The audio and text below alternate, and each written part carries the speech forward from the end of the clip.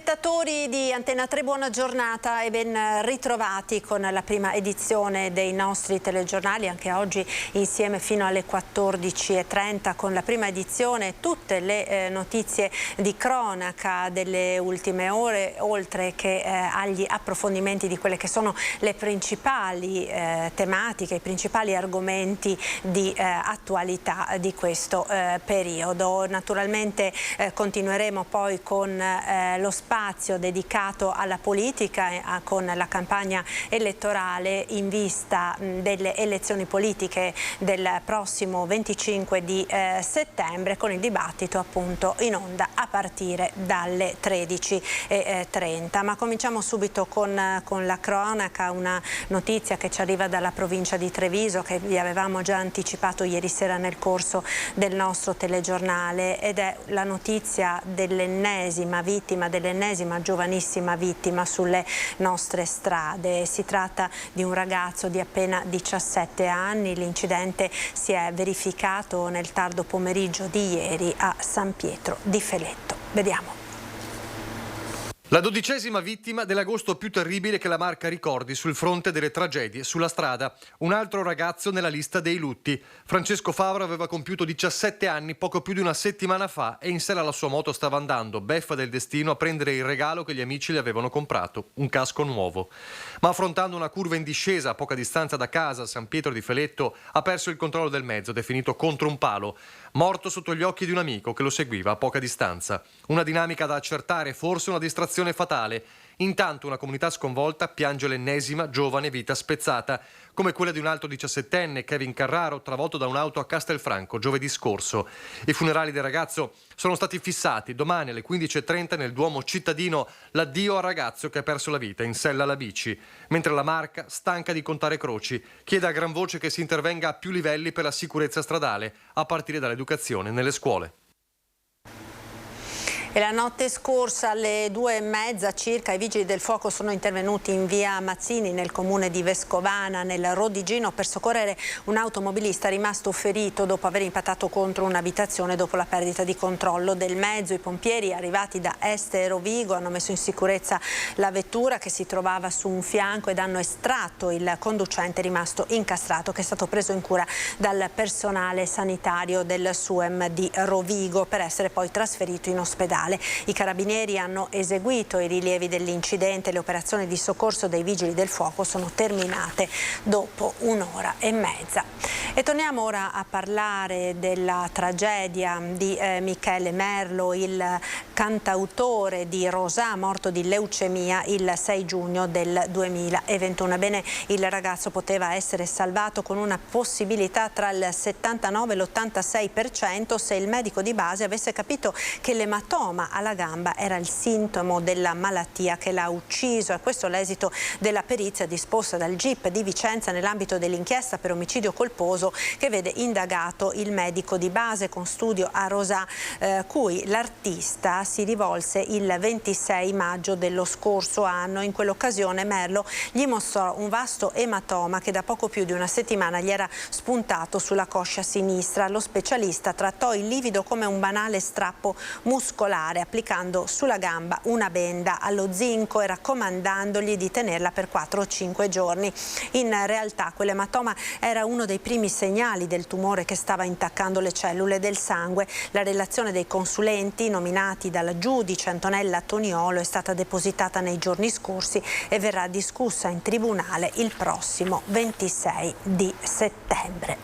Ed ancora incidenti sulla strada, incendio nella notte sull'autostrada A22 del Brennero all'1:30. Un autotreno che trasportava bestiame ha preso fuoco a circa 1 chilometro dall'uscita del casello di Nogarole Roca. I vigili del fuoco di Verona sono intervenuti sul posto con 3 mezzi e 9 uomini per spegnere le fiamme che lambivano la motrice, al cui interno erano trasportate 23 mucche divise su 2 piani, lo vedete appunto nelle immagini. Per gli animali stivati al piano inferiore, 13 bovini, non c'è stato nulla da fare. Le operazioni di spegnimento e bonifica sono terminate intorno alle 7 di questa mattina con la rimozione del mezzo e la riapertura della viabilità autostradale rimasta chiusa appunto per quasi tutta la notte. Ancora cronaca dalla provincia di Venezia, è stato fermato dalla polizia locale a Mirano e pizzicato con un'arma nascosta tra le gambe la patente di guida scaduta. Ora il 53enne è stato segnalato alla procura. Sentiamo.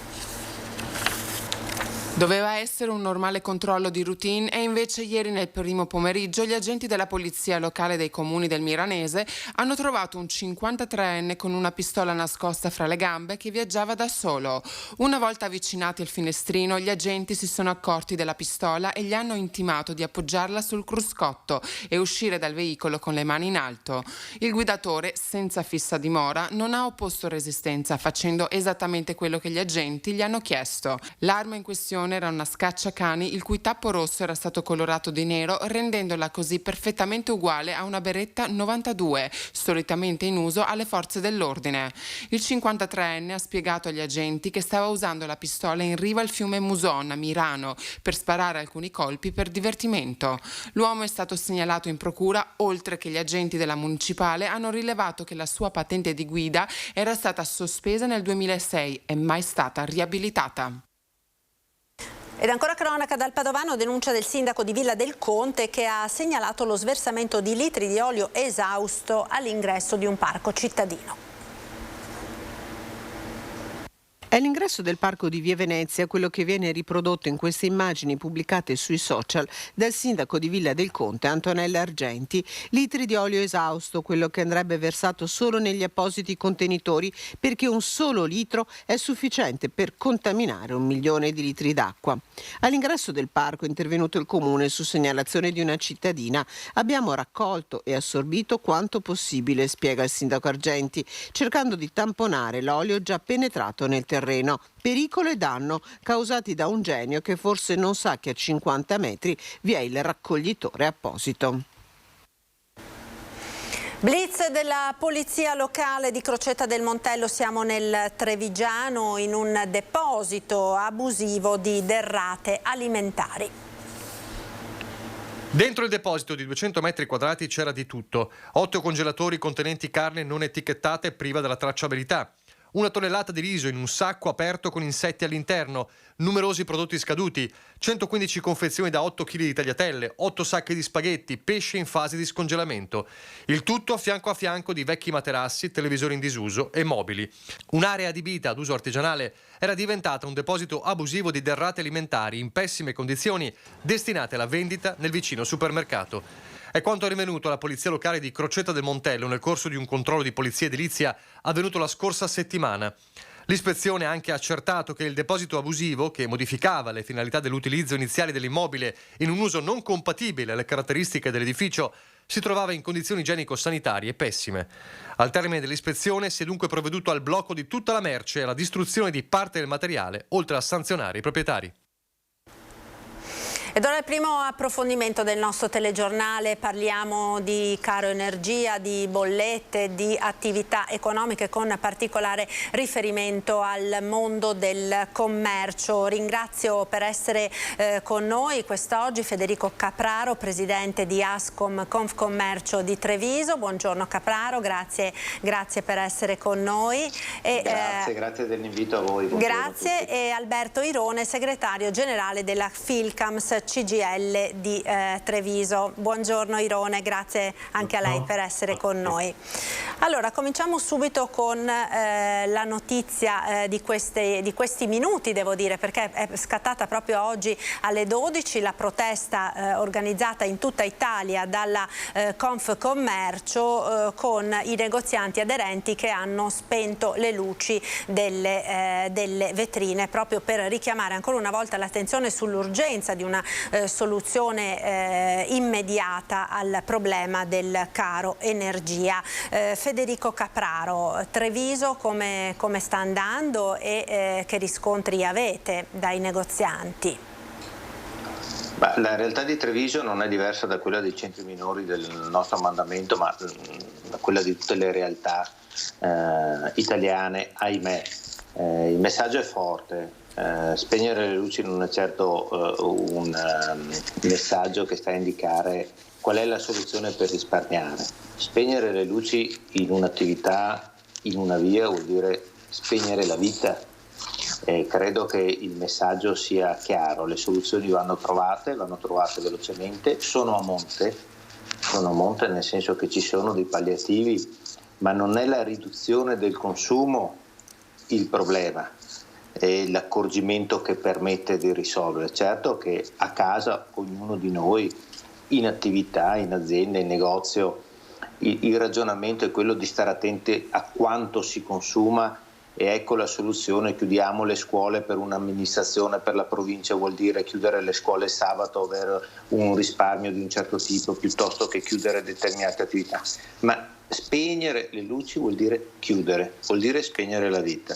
Ecco, noi dobbiamo lavorare perché la soluzione venga trovata velocemente, perché il tema della bolletta di luglio è un tema che si ripropone nella bolletta di agosto, quindi di qui a 10 giorni, ma soprattutto è un problema che non può ripresentarsi più di 3 volte, perché non si riesce a far fronte alle prossime scadenze così come si è fatto fronte alla prima scadenza, grazie a una stagione che anche turisticamente è stata particolarmente e forse anche inaspettatamente positiva, ma noi dobbiamo pensare che dobbiamo dare una sostenibilità alle aziende, anche alle famiglie, e quindi quando parlo di aziende parlo con l'amico Alberto di imprenditori e lavoratori a fianco, perché il tema è comune, e lo dico perché è sopra le nostre teste, è probabilmente una questione che solo il governo, che a noi oggi manca, può trovare la soluzione sperata.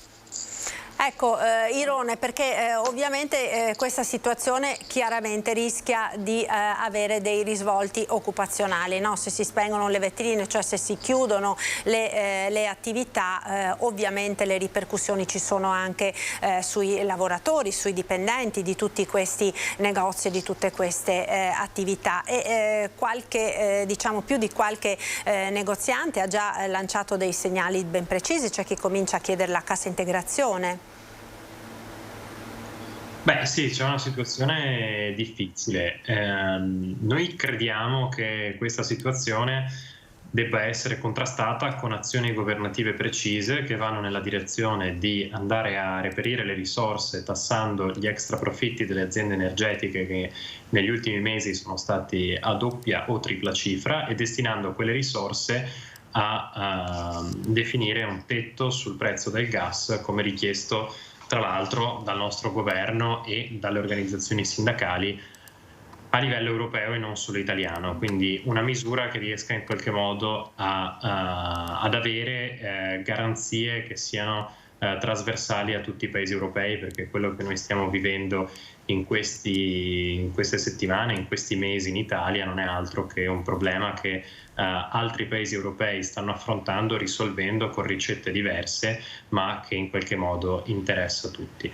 Quindi c'è un'indicazione precisa, ci sono sollecitazioni che arrivano anche da altre organizzazioni sindacali a livello europeo, penso a un appello che i sindacati metalmeccanici tedeschi e le confederazioni tedesche hanno fatto proprio pochi giorni fa, di andare verso questa direzione, e crediamo che sia quanto più urgente possibile per dare risposte al carovita e dare risposte a questa situazione che rischia di travolgere tutti, non solo lavoratori e imprese, ma rischia di travolgere l'intero tessuto economico del nostro territorio e l'intero tessuto economico italiano.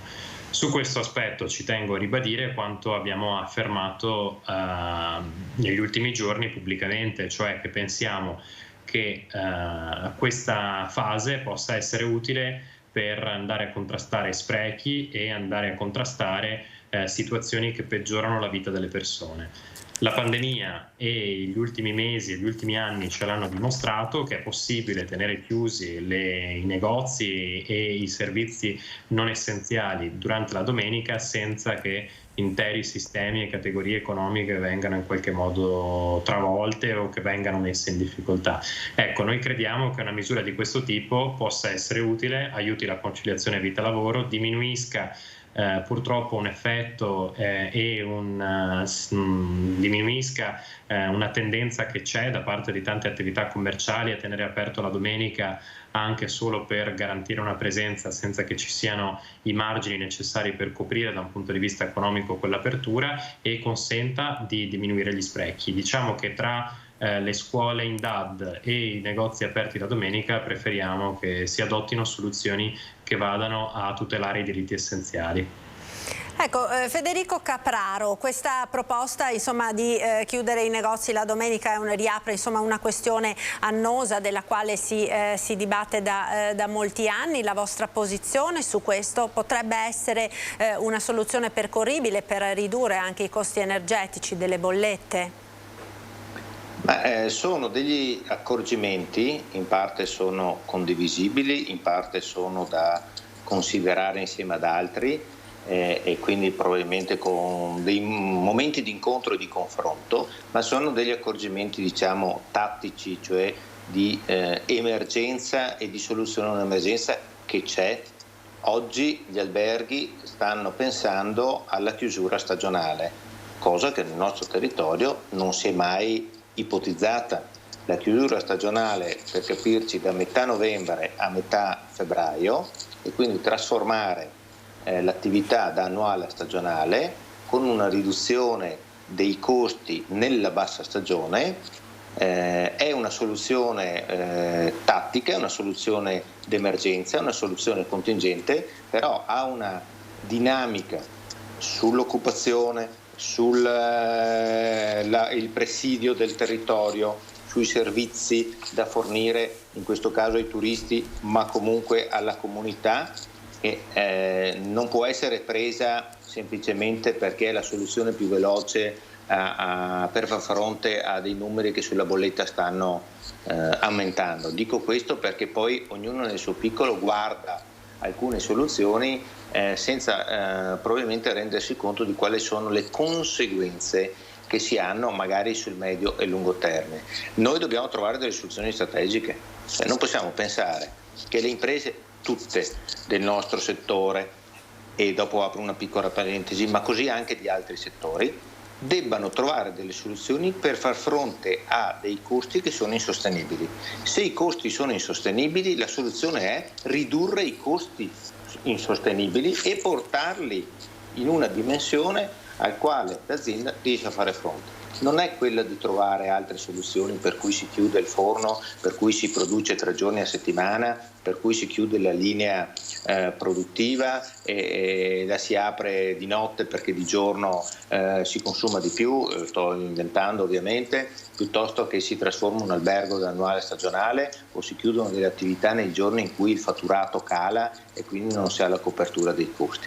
Lo dico tornando a richiamare il passaggio: spegnere la luce vuol dire spegnere la vita. Il secondo passaggio, la parentesi di cui accennavo prima, rubo solo un secondo, è questo. Tutto questo incide sul piccolo in maniera molto maggiore che sul grande. Cioè, quando la bolletta, così cerco di esprimermi in maniera però semplice e facile da capire, quadruplica, aumenta di 4 volte, questo incide in maniera diversa su una realtà piccola, la classica realtà di vicinato, il piccolo negozio rispetto alla grande azienda. Perché è vero che viene moltiplicata per 4 volte come avviene per entrambe le realtà, ma in un caso i volumi sono tali per cui si può, ammortizzare questo maggior costo. C'è un margine, c'è un'incidenza percentuale sui costi generali che è molto più bassa rispetto al piccolo negozio, alla piccola attività, al piccolo albergo, al piccolo ristorante, che si trova una bolletta 4 volte maggiore allo stesso modo, ma ha un'incidenza sui costi che non è dall'1 al 2%, è dal 3 al 6%, e quell'incidenza lì erode il margine, che non è un margine di guadagno, è un margine di sopravvivenza, per cui bisogna anche considerare che tutto questo, se incide in maniera diversa sui piccoli e sui grandi, quando incide sui piccoli, lo abbiamo visto durante il Covid, incide sulla comunità, incide sul paese, sulla piazza, sulla via,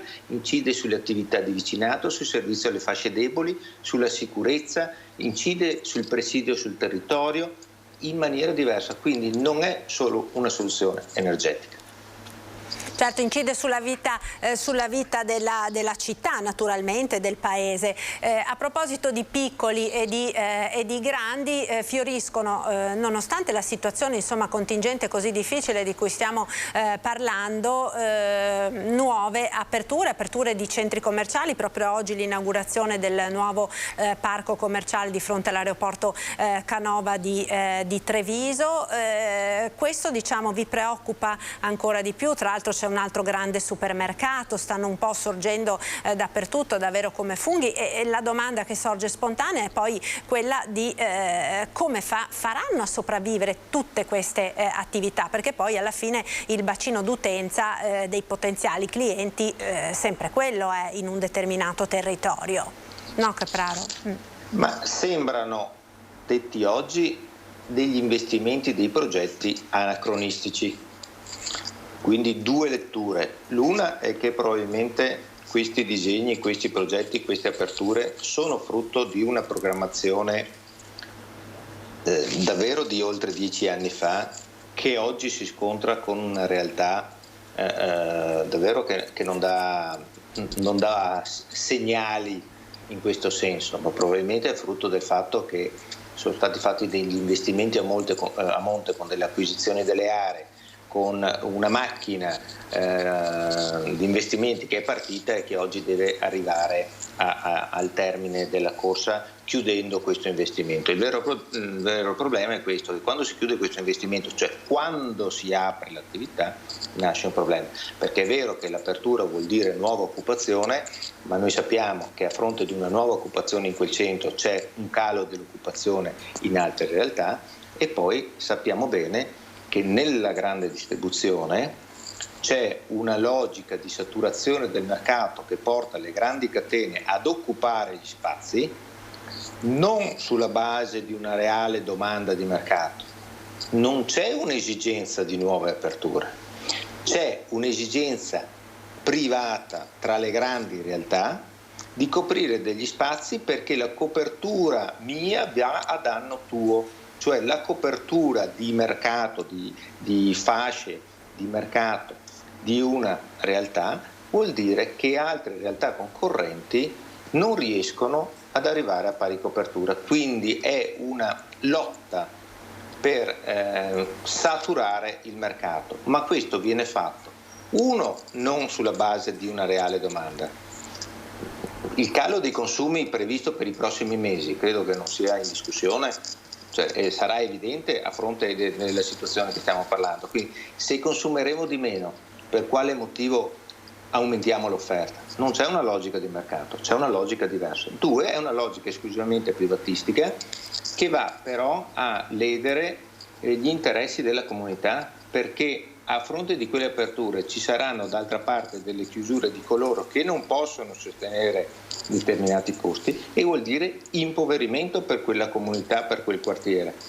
Per cui noi oggi paghiamo dei conti salati, e con la situazione che nessuno pensava di ritrovare a maggior ragione, dei conti di una programmazione errata e dettata da logiche di mercato che, ripeto, non sono quelle della domanda e dell'offerta. Ecco, Alberto Irone, dunque chiaramente questa situazione ha dei risvolti occupazionali. Da un lato quindi si assumono delle persone, dall'altro però si perdono posti di lavoro in altre attività del territorio. Come se ne esce da questa situazione?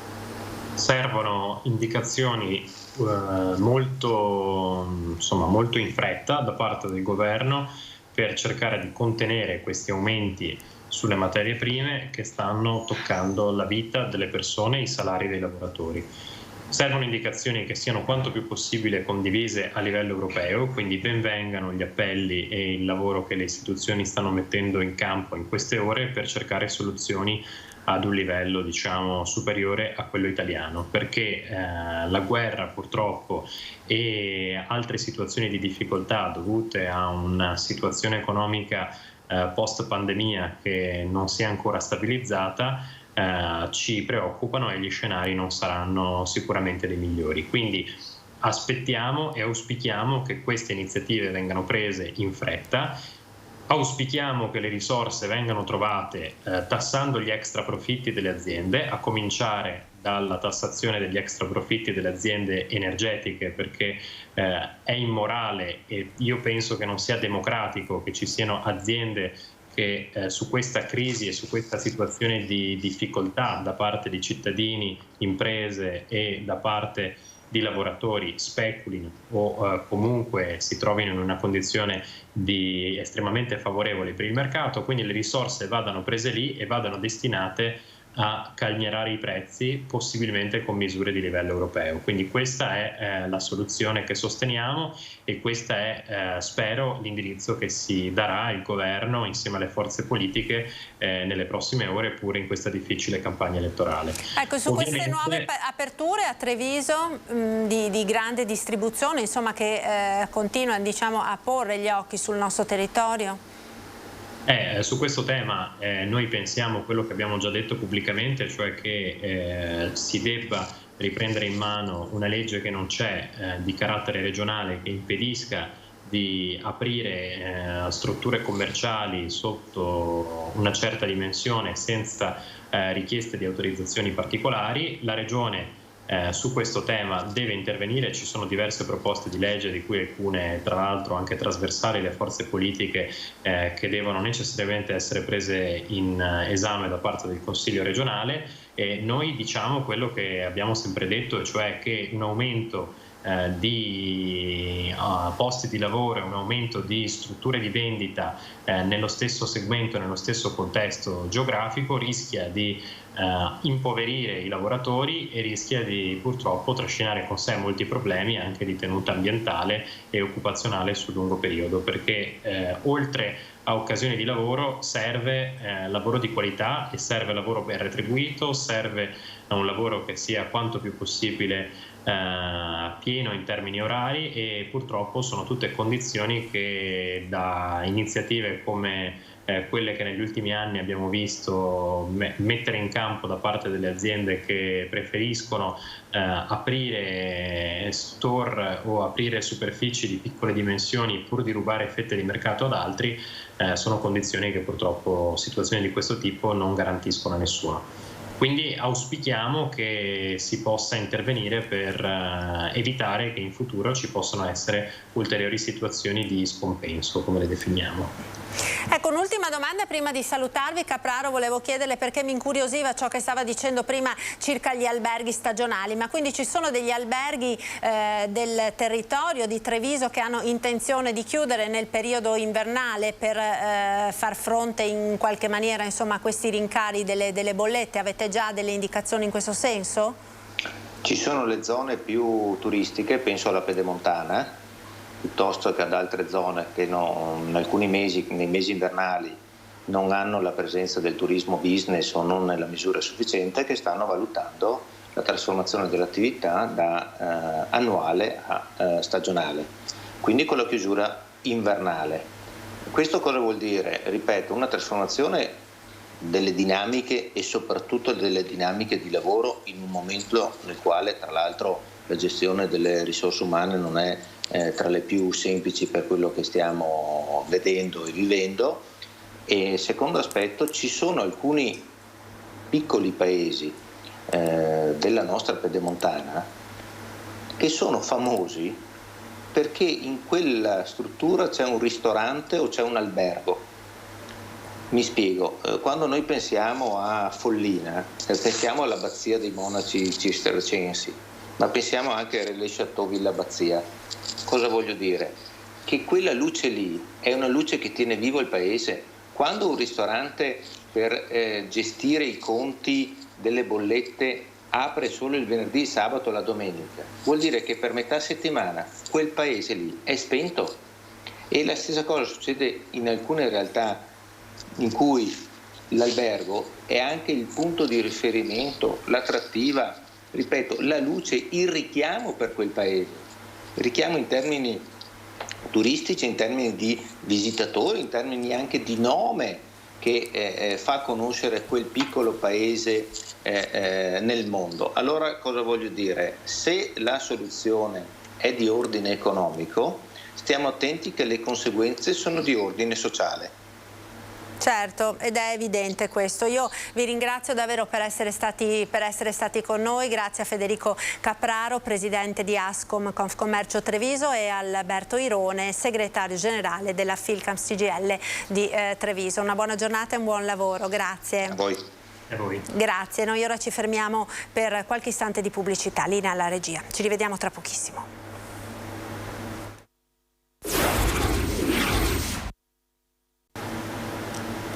Eccoci di nuovo in diretta, telegiornale di Antenna 3, prima edizione. Andiamo ora a Venezia, ci colleghiamo con il collega Filippo Fois per parlare di incidenti sul lavoro, di infortuni, di morti sul lavoro, perché sono stati diffusi proprio in queste ore i dati relativi all'ultimo periodo e purtroppo sono dei dati allarmanti per quanto riguarda la nostra regione. A te Filippo, buongiorno. Sì, buongiorno Marta, buongiorno ai nostri telespettatori da Mestre. Al mio fianco ve lo presento subito, Federico Maritan, direttore tecnico di Vega Engineering. Come tu hai anticipato, i dati sono molto negativi per quello che riguarda il Veneto, perché dal vostro osservatorio avete contato 60 vittime sul lavoro da gennaio a luglio di quest'anno. Sì, esatto, sono 7 vittime in più rispetto allo stesso periodo dell'anno scorso, quindi c'è un incremento rispetto al 2021. Parliamo di 8 persone che perdono la vita al mese, quindi 2 alla settimana, un dato che pone la nostra regione tra l'altro ai vertici purtroppo di questa triste classifica. Sì, purtroppo in termini assoluti il Veneto in questo momento è la seconda regione per numero di infortuni mortali dopo la Lombardia. Teniamo conto di un dato, stiamo parlando di regioni, la Lombardia e il Veneto, molto popolose e dove c'è anche un gran numero di lavoratori, quindi in termini assoluti è frequente che abbiano un numero di infortuni elevato rispetto ad altre regioni meno popolose.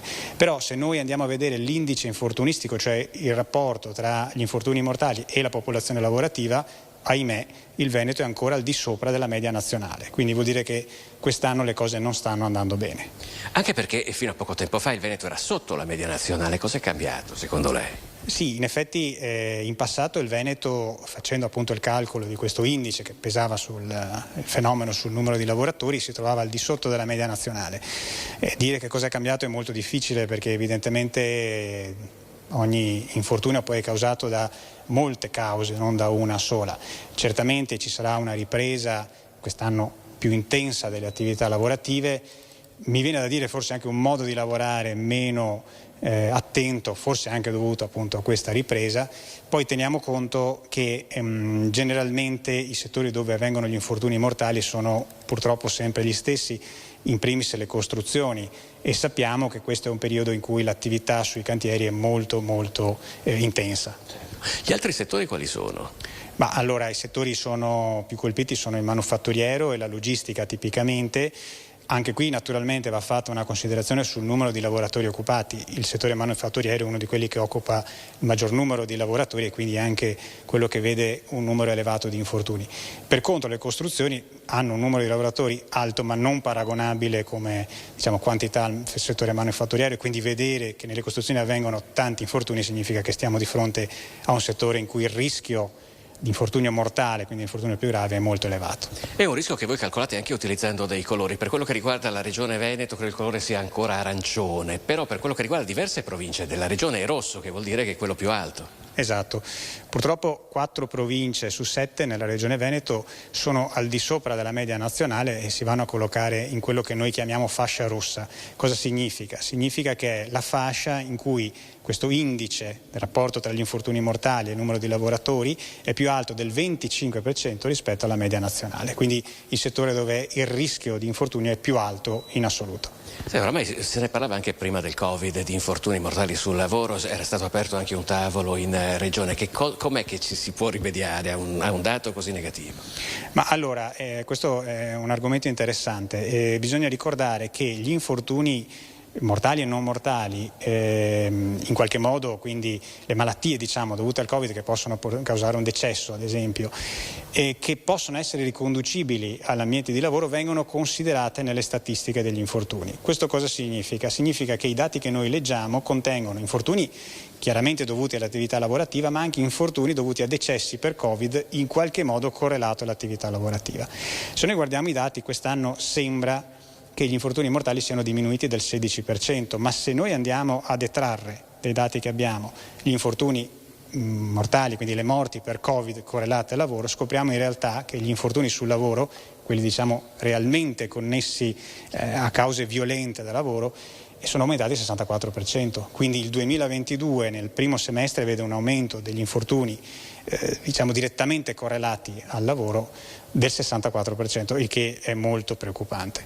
Quindi nelle statistiche, per esempio durante il periodo in cui la pandemia raggiungeva il suo picco, ci sono anche magari delle persone addette ai servizi della sanità che hanno contratto il Covid durante il lavoro? Assolutamente sì, questo è stato un fenomeno in particolare molto rilevante nel 2020, quando c'è stato la prima ondata che ha trovato gli ospedali, come sappiamo, in gravi difficoltà, e lì abbiamo avuto un numero di infortuni anche mortali connessi al lavoro per Covid che superava, se non ricordo male, in quell'anno le 500 persone, e quindi chiaramente questi sono andati a essere conteggiati nel numero totale di infortuni. C'è un problema di formazione di lavoratori, per esempio in determinati mestieri che magari presupporrebbero un po' di apprendistato, mentre invece assistiamo a un turnover con contratti a termine, perché magari qualcuno lavora nel ramo edilizio, per esempio, nell'agricoltura, in attesa di un'altra occupazione, per cui non è adeguatamente formato.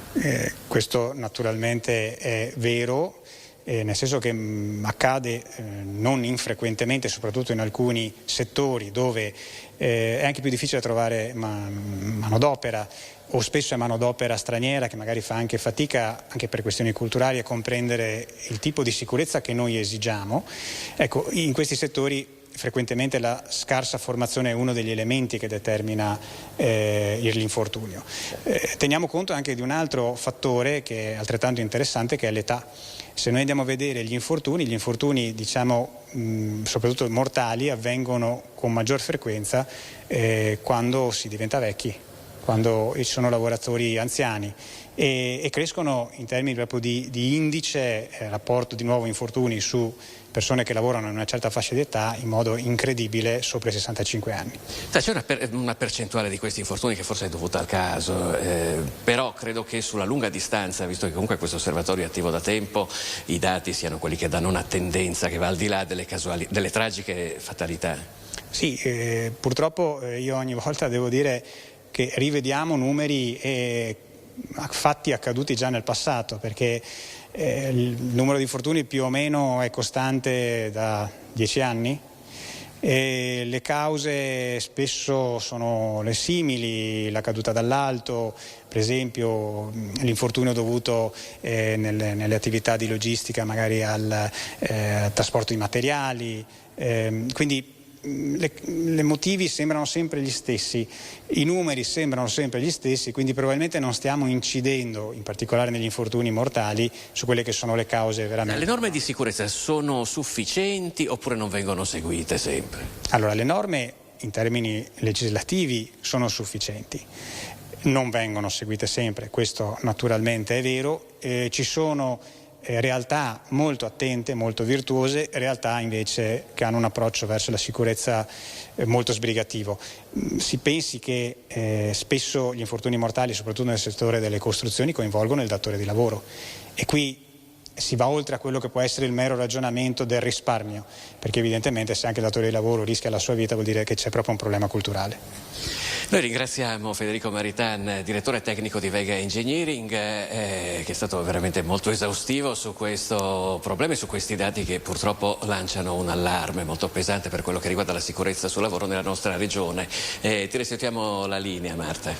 Grazie a Filippo Fois e al suo ospite per questo collegamento, per fare il punto appunto sulla incidenza degli infortuni mortali nel nostro territorio. Noi ora torniamo a parlare di West Nile. Vi abbiamo raccontato nel corso dei nostri telegiornali di ieri di questa nuova grande campagna di disinfestazione con un investimento di €1 milione da parte della Regione del Veneto per combattere appunto la diffusione del virus trasmesso all'uomo dalle zanzare. Nel prossimo servizio sentiamo quindi il punto per quanto riguarda Padova. Nuove disinfestazioni in provincia di Padova a seguito di nuovi casi di West Nile rilevati. I contagi da inizio luglio sono saliti nelle scorse ore a 157, di questi 71 sono forme neuroinvasive e 64 febbrili. Nei reparti di terapia intensiva dell'azienda ospedaliera e degli ospedali dell'USL 6 sono attualmente ricoverati una trentina di pazienti. Gli ultimi casi sono stati registrati tra i cittadini residenti a Selvazzano Dentro, nelle zone vicino a Via Verdi, Via Vegri, Via Timavo e Via Trento, dove verranno fatte nelle prossime ore degli interventi di disinfestazione con trattamenti larvicidi per la rimozione dei focolai larvali presenti in un'area privata. Già effettuata invece una disinfestazione notturna con prodotti adulticidi. Intanto a Lozzo a Testino c'è stato un caso di dengue, il secondo in questa estate nel Padovano. Un uomo che rientrava da Cuba ha accusato sintomi come febbre e dolore alle ossa. Attorno alla casa dove vive la famiglia, il giovane rientrato dall'isola caraibica, è iniziata così la disinfestazione, perché se la persona infettata con la dengue viene punta da una zanzara tigre, l'insetto a sua volta diventa vettore del virus. Fortunatamente nessuno della famiglia del giovane al momento è stato contagiato. Dopo Villa Rodella finisce all'asta anche l'ex quartiere generale della Mantovani, il colosso delle costruzioni coinvolte nello scandalo Mose. E questa è la sede di Via Belgio in zona industriale a Padova, che potrebbe essere aggiudicata all'asta il prossimo 25 ottobre. Uffici, deposito, magazzino, uno scoperto e un impianto fotovoltaico di oltre 2300 metri che tra la fine del secolo scorso e l'inizio di questo hanno ospitato il quartier generale della società di costruzioni Mantovani, leader del settore delle opere pubbliche, impegnata tra gli altri nella realizzazione del passante di Mestre, dell'ospedale all'Angelo, del Mose. E proprio lo scandalo Mose ha rappresentato per l'azienda una sorta di canto del cigno. L'arresto del presidente Pier Giorgio Baita, che poi ha patteggiato, la perdita di clienti e di mancati incassi dovuti a processi e contenziosi. Dopo una prima asta andata deserta a giugno, si riparte da una base di €2.539.000. Le fiamme gialle, siamo ora ad altre notizie di cronaca dalla provincia di Venezia. Le fiamme gialle hanno scoperto una cooperativa nel settore del pesce che avrebbe truffato lo Stato ottenendo dei fondi destinati alle aziende in difficoltà per il Covid, anche se non ne aveva diritto. C'è anche un cinquantenne di Chioggia tra le 6 persone denunciate, una arrestata dalla Guardia di Finanza di Rovigo. L'indagine, che si è sviluppata tra le province di Rovigo e Venezia, con numerose perquisizioni, è partita dai sospetti delle fiamme gialle sulla richiesta di una società del Basso Polesine del settore ittico che nella fase più acuta della pandemia aveva chiesto e ottenuto un finanziamento garantito dallo Stato con il cosiddetto decreto liquidità per €450.000, dichiarando di possedere i requisiti chiesti dalla legge. In base alla documentazione prodotta, la cooperativa vantava bilanci multimilionari e un'apparente rete commerciale presente sia in Italia che all'estero. Tuttavia, ottenute le risorse pubbliche, la cooperativa aveva iniziato a far registrare molteplici debiti per centinaia di migliaia di euro, non pagando o non restituendo la merce ricevuta. Dalle indagini è emerso che la cooperativa non aveva mai presentato dichiarazioni fiscali dal 2019 e per le annualità precedenti mai emesso fatture, e la struttura aziendale è risultata essere invece una realtà fittizia, priva di dipendenti e di struttura commerciale, gestita apparentemente da prestanome manipolati dall'esterno. Mente dell'attività illecita è risultato essere, secondo gli inquirenti, un cinquantenne originario di Chioggia, il quale ha presentato un bilancio falso per ottenere il finanziamento di €450.000. Il Tribunale di Rovigo ha sequestrato anche beni, denaro e quote societarie per €500.000. I reati contestati vanno dalla indebita percezione di erogazioni a danno dello Stato alla truffa plurima aggravata continuata, alla bancarotta fraudolenta e all'autoriciclaggio. Attività antidroga, continua l'impegno della polizia locale a contrasto dello spaccio in città e nei quartieri. Il bilancio dei primi 7 mesi di attività ha portato all'arresto di 2 persone e alla denuncia di altre 13. Città al setaccio per un giro di vite che ha impegnato capillarmente gli uomini del NOS della polizia locale. Attività antidroga che in 7 mesi ha portato all'arresto di 2 persone e alla denuncia di 13 per spaccio di sostanze stupefacenti, 31 quelle segnalate alla prefettura come acquirenti. L'attività antidroga, che ha visto una quarantina di interventi, è stata eseguita dagli agenti del nucleo operativo speciale con l'ausilio in 14 operazioni dell'unità cinofila e del cane aria nell'area compresa tra Piazzale Bologna, via Napoli, Campomarzo, Monteberico e via Verdi. Continua l'impegno della nostra polizia locale per andare a contrastare spaccio di droga e criminalità in città. I primi dati di questo 2022 evidenziano quanto fondamentale sia stata la costituzione dell'unità cinofila, ma anche l'operatività completamente cambiata del NOS, che in abiti borghesi e attraverso anche la videosorveglianza opera nel distaccamento di Campomarzo. Agenti del nucleo che sono stati anche impegnati nei servizi ad alto impatto con il nuovo questore in più di 30 dispositivi in cui è stata passata al setaccio l'area in questione. E poi l'appello alla politica. Auspichiamo in leggi più severe da Roma che vadano a colpire lo spaccio di droga, ma lo stesso consumo di questo cancro che rovina i nostri giovani. Ed ora andiamo a Padova per parlare di ghiacciai. Vedo che abbiamo in collegamento la nostra Chiara Gaiani, un focus in particolare per quanto riguarda lo stato della Marmolada, no Chiara?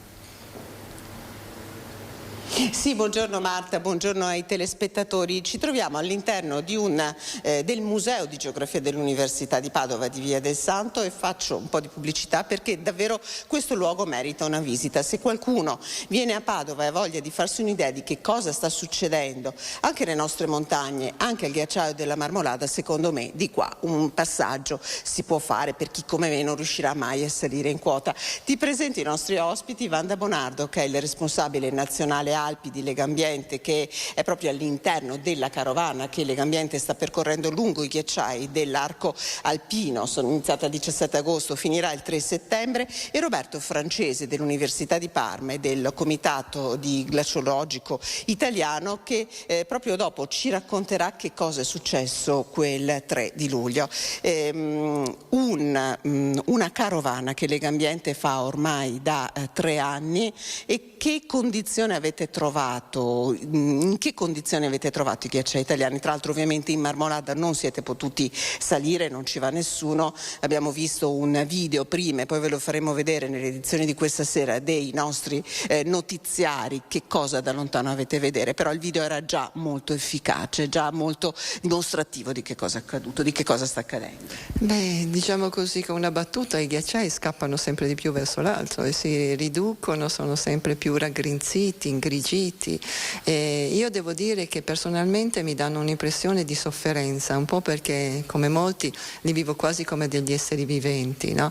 Esseri viventi che ci stanno raccontando dei guai che stanno capitando ai nostri ecosistemi in conseguenza dei nostri comportamenti sballati. Ecco, la montagna forse davvero è una cartina al tornasole e il 3 luglio i più se ne sono resi conto, guardando quelle immagini terribili che credo abbiano lasciato un segno davvero in tutti di che cosa sta veramente accadendo. Sì, spiace che solo per questi casi di cronaca si parli della montagna, si siano scoperti ghiacciai, mentre invece è un qualcosa che deve essere riconosciuto maggiormente. Infatti noi vogliamo credere che queste situazioni ci aiutino a costruire più conoscenza e poi più consapevolezza a tutto tondo, quindi per i nostri comportamenti, per una fruizione della montagna anche un pochino diversa, perché la montagna cambierà moltissimo nei prossimi anni e quindi anche quest'ansia di continuare con nuove infrastrutturazioni non è buona cosa, perché è un ecosistema che va vissuto in un modo diverso. Ecco, Roberto Francesi, voi vi siete resi conto, ovviamente non si è potuti salire, neppure gli studiosi sono saliti in Marmolada dopo il 3 di luglio, quindi avete fatto degli studi sulle misurazioni effettuate dall'aereo. Che cosa è accaduto il 3 luglio? Diciamo che l'evento del 3 luglio è stato un evento abbastanza inatteso come tipo di evento. Si è staccata una massa di ghiaccio importante, circa 70.000 metri cubi, che poi è franata sostanzialmente sulla via normale di salita alla Marmolada e ha investito alcuni alpinisti che si trovavano sul sentiero probabilmente a quell'ora di ritorno dalla vetta. Diciamo che se volessimo analizzare un attimo nel dettaglio l'evento, abbiamo delle cause predisponenti, quindi un piccolo ghiacciaio ormai isolato, appoggiato su un pendio molto inclinato, a cui manca la fronte per effetto della fusione degli ultimi anni, quindi manca un sostegno al piede. I crepacci che ne avevano isolato una parte staccandola completamente, crepacci che nel tempo erano anche cambiati di curvatura, quindi rendevano il tutto meno stabile. Le temperature molto alte, abbiamo visto che dai dati che ci ha fornito ARPAV abbiamo delle medie dei mesi di giugno e di maggio e giugno del 2022 che sono superiori rispettivamente di 3 e 4 gradi alle medie dei 25 anni precedenti, quindi una differenza importante in termini di temperatura che produce una grande quantità di acqua di fusione. Quest'acqua è stata immagazzinata in questo spazio vuoto che c'era all'interno di questo ghiacciaio sospeso, per spazio vuoto fatto dai crepacci, quindi una grande quantità di spazio che poi è stata riempita d'acqua. Questo ha determinato una sorta di aumento sia del peso che della pressione sul fondo, e a un certo punto diciamo che le forze resistenti sono state inferiori alla forza di gravità e l'intera massa è collassata verso valle, facendo i danni che avete osservato. Ecco, tutto è durato un minuto, quindi quasi un lampo. Dal punto di vista sismico, perché c'è la registrazione dell'evento, l'evento è durato circa un minuto, una sessantina di secondi, un poco meno, in realtà è un po' dilatato la registrazione sismica. E questa massa che poi è una specie di aerosol di acqua, ghiaccio, detriti, insomma c'è un po' di tutto all'interno, è caduta prima verticalmente in modo un pochino più veloce, poi la velocità si è assestata intorno agli 80 km all'ora, percorso circa 2 km e 300 metri su un fronte ampio 500 metri, quindi ha investito un'area abbastanza ampia, quindi ha coperto un'area abbastanza ampia del ghiacciaio sottostante e poi si è arrestato un po' a valle del rifugio Pian dei Fiacconi, che chi frequenta la Marmolada conosce. Per fortuna è passata lontana dal rifugio. Ecco, vorrei fare un'ultima domanda e poi non so se ha domande da studio la collega. La Marmolada, prima le ho fatto questa domanda in conferenza stampa e lei mi ha risposto anche simpaticamente, è un ghiacciaio che sta morendo ai noi. La Marmolada, come tanti altri ghiacciai delle Alpi, è un ghiacciaio che si sta esaurendo, almeno temporaneamente, probabilmente alla scala della nostra vita, quasi sicuramente ne vedremo la fine. A una scala un po' diversa potrebbe essere che in futuro, cambiate le condizioni, questo ghiacciaio riprenda a crescere, però adesso siamo in una condizione in cui ne vedremo a breve probabilmente la morte, anche se questa è una parola brutta da utilizzare, ma così è. Ecco Marta, non so se hai altre domande da studio. Grazie, io ti ringrazio Chiara per questo collegamento, perché dobbiamo proprio andare a Belluno da Tiziana Bolognani che è in attesa. Io ti ringrazio, grazie mille a te e ai tuoi ospiti per questo collegamento, una buona giornata e un buon lavoro. Grazie. Ciao Chiara. Allora dicevamo andiamo a Belluno, perché a Belluno come nelle altre città della nostra regione è in atto la protesta di Ascom Confcommercio contro il caro bollette ed è fortissimo l'appello appunto al governo ad intervenire subito. Colleghiamoci quindi con Tiziana Bolognani, Belluno. Buongiorno Tiziana.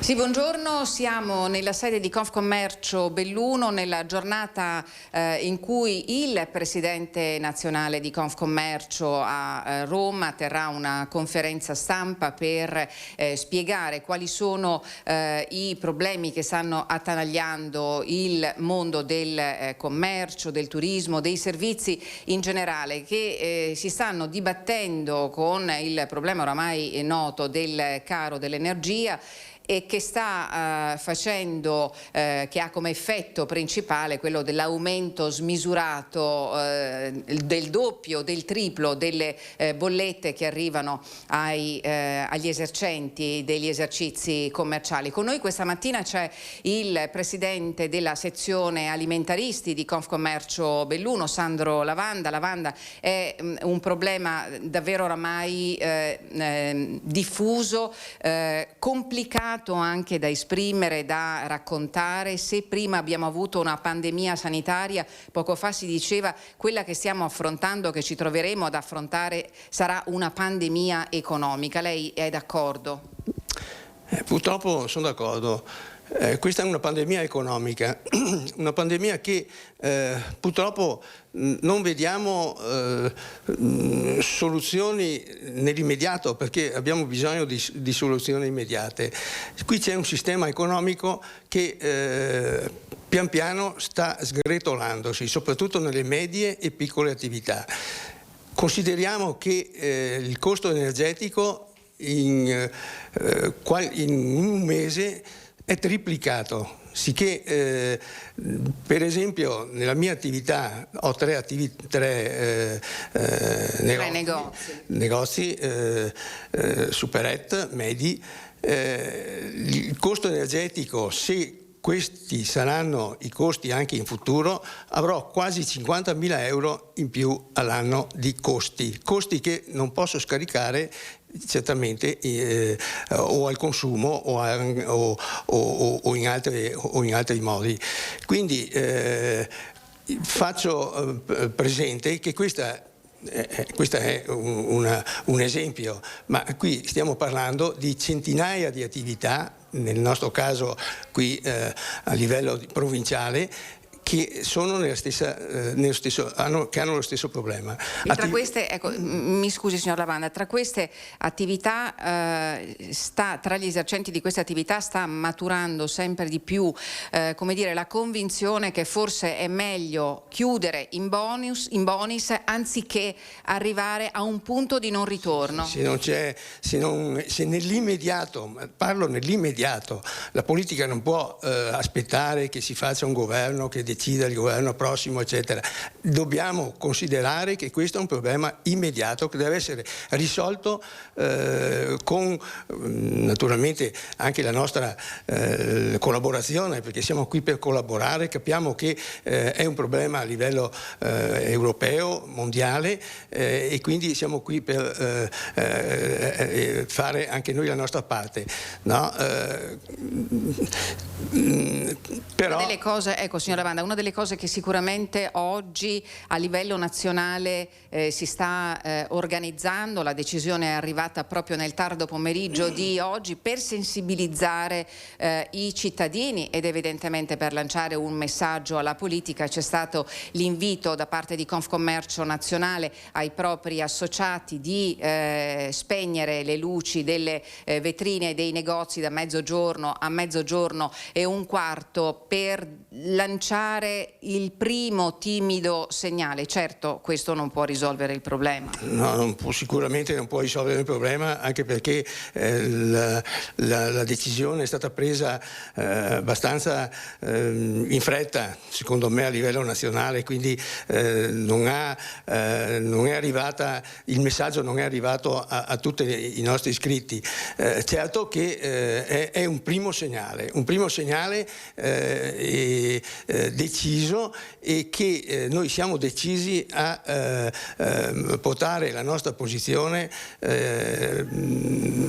il più avanti possibile, perché rischiamo di perdere le nostre attività. Attività che sostengono lo sviluppo dei territori, e quello bellunese in particolar modo ne ha estrema necessità, ce lo siamo sempre detti, è un territorio di montagna che già vive le difficoltà del vivere in montagna. Abbiamo citato poco fa la pandemia, ecco, diciamo che la pandemia è stato un momento davvero drammatico per chi ha un'attività commerciale. Sicuramente la pandemia ha dato un segnale, positivo per quel che riguarda le nostre attività, perché si è riscontrato che l'attività, qualsiasi attività artigianale, commerciale, qualsiasi, dà vita al territorio, e questo noi lo abbiamo sempre portato avanti e è un nostro cavallo di battaglia. Se i paesi vivono è perché ci sono le attività. Dove non ci sono attività, dove non c'è un bar, un negozio, una pasticceria, un punto in cui vivere e trovare un assetto di aggregazione, non esiste neanche il paese, la comunità. Ecco. In un territorio in cui, lo ricordiamo, no? Da oramai almeno 3-4 anni il tema dello spopolamento è diventato un po' anche il cavallo di battaglia della politica locale, ma contro il quale in questo momento pare non esistano strumenti per combattere lo spopolamento. Guardi, gli strumenti, secondo me, basta avere la volontà, no? E gli strumenti si possono trovare, perché io dico sempre, ci vuole una programmazione, per esempio anche a livello energetico ci voleva una programmazione. Ora siamo in balia, no, a poche risorse energetiche, no, dove avremmo dovuto aumentare invece la possibilità sulle nuove fonti energetiche, per cui siamo, e lo stesso riguarda il territorio. Noi stiamo vedendo uno spopolamento a livello montano, ma che non riguarda solo la nostra provincia, riguarda anche altre province, altri piccoli paesi del centro Italia, del sud, eccetera. No, è un discorso generale, e qui sta nella programmazione, nella volontà politica di fare in modo che la popolazione rimanga dove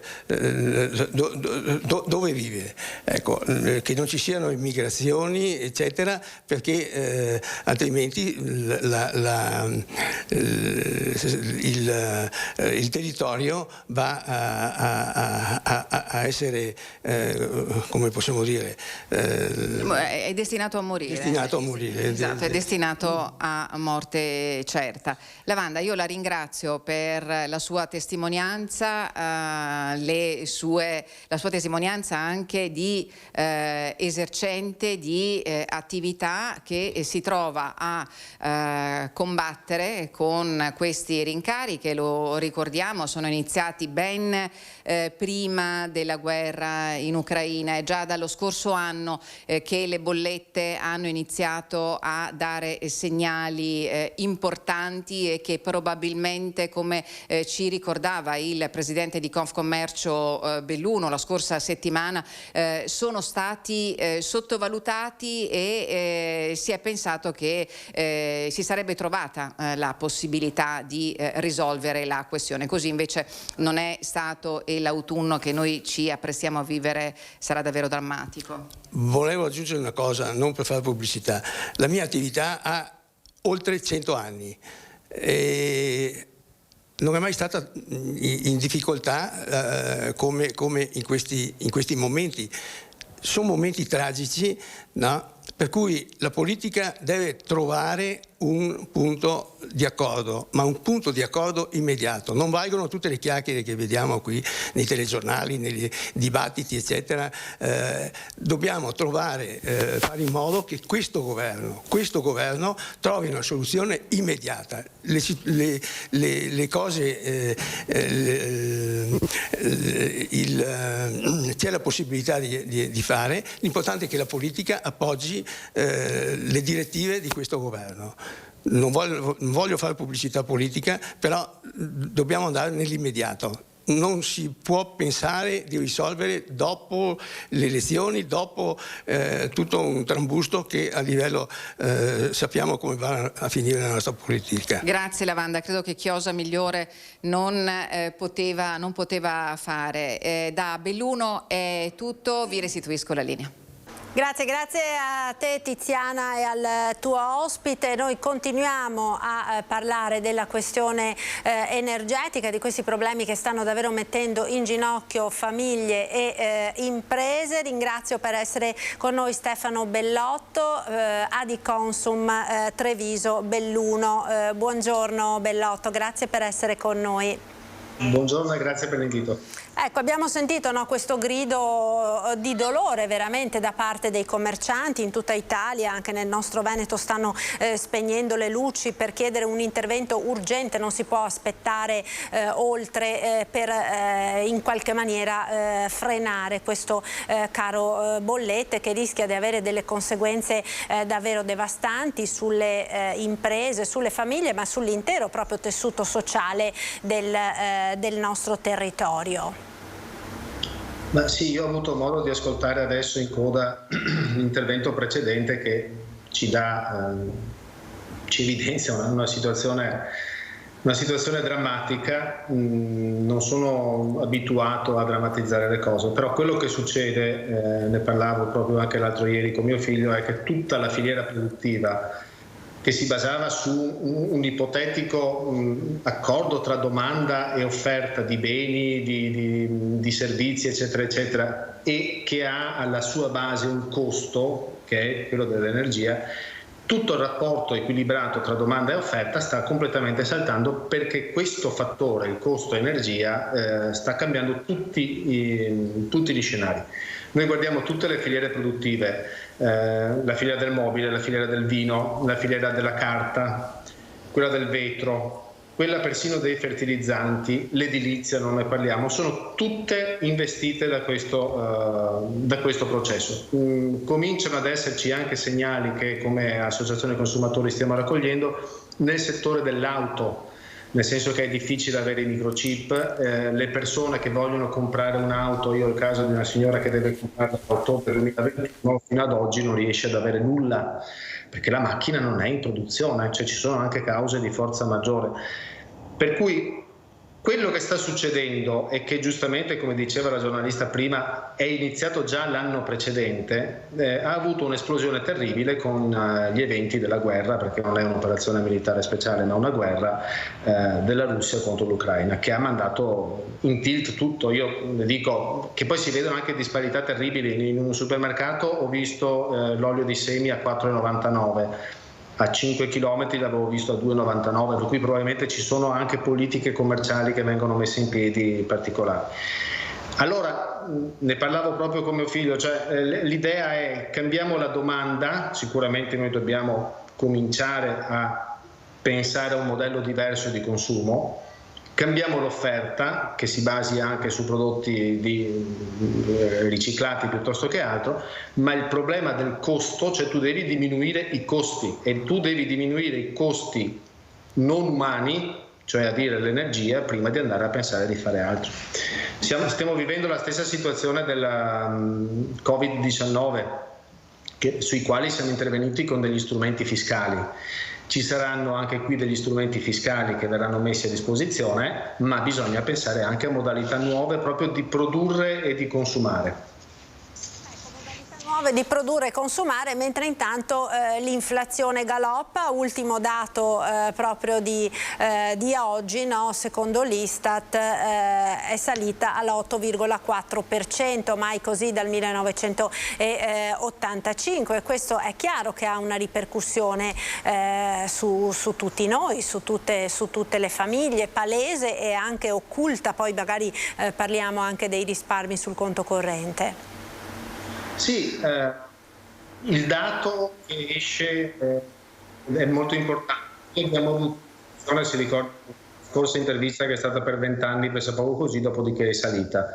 Okay. L'aumento del prezzo del gas, che è il fattore di riferimento del costo dell'energia, è aumentato di 10 volte rispetto agli ultimi 10 anni. Cioè questo fattore è aumentato in maniera terribile. Perché è importante questa cosa? Perché il gas viene scelto come criterio di calcolo per la definizione del costo dell'energia elettrica. E è indubbio il fatto che questa scelta, che inizialmente era stata fatta per scopi di miglioramento ed efficientamento energetico per le rinnovabili, cioè fissare una soglia alta del costo dell'energia per destinare alcuni fondi alle rinnovabili. Perché il prezzo del gas è così elevato e soprattutto per quale motivo deve essere il gas il criterio di riferimento di calcolo del costo dell'energia? Questa è una cosa che è stata scelta 10 anni fa. Noi dobbiamo tornare indietro e capire il perché delle cose. È stata scelta 10 anni fa e per 10 anni ha retto. Attualmente il mercato del gas è riconosciuto come determinante nell'individuazione del costo finale quello di Amsterdam, che è un mercato piccolissimo, nel quale l'importo che viene negoziato su base giornaliera è di circa 3 miliardi di euro, con pochi operatori. La stampa straniera parla anche di interesse da parte di operatori collegati alla Russia, ma su questo, non avendo le prove, non vado a dire.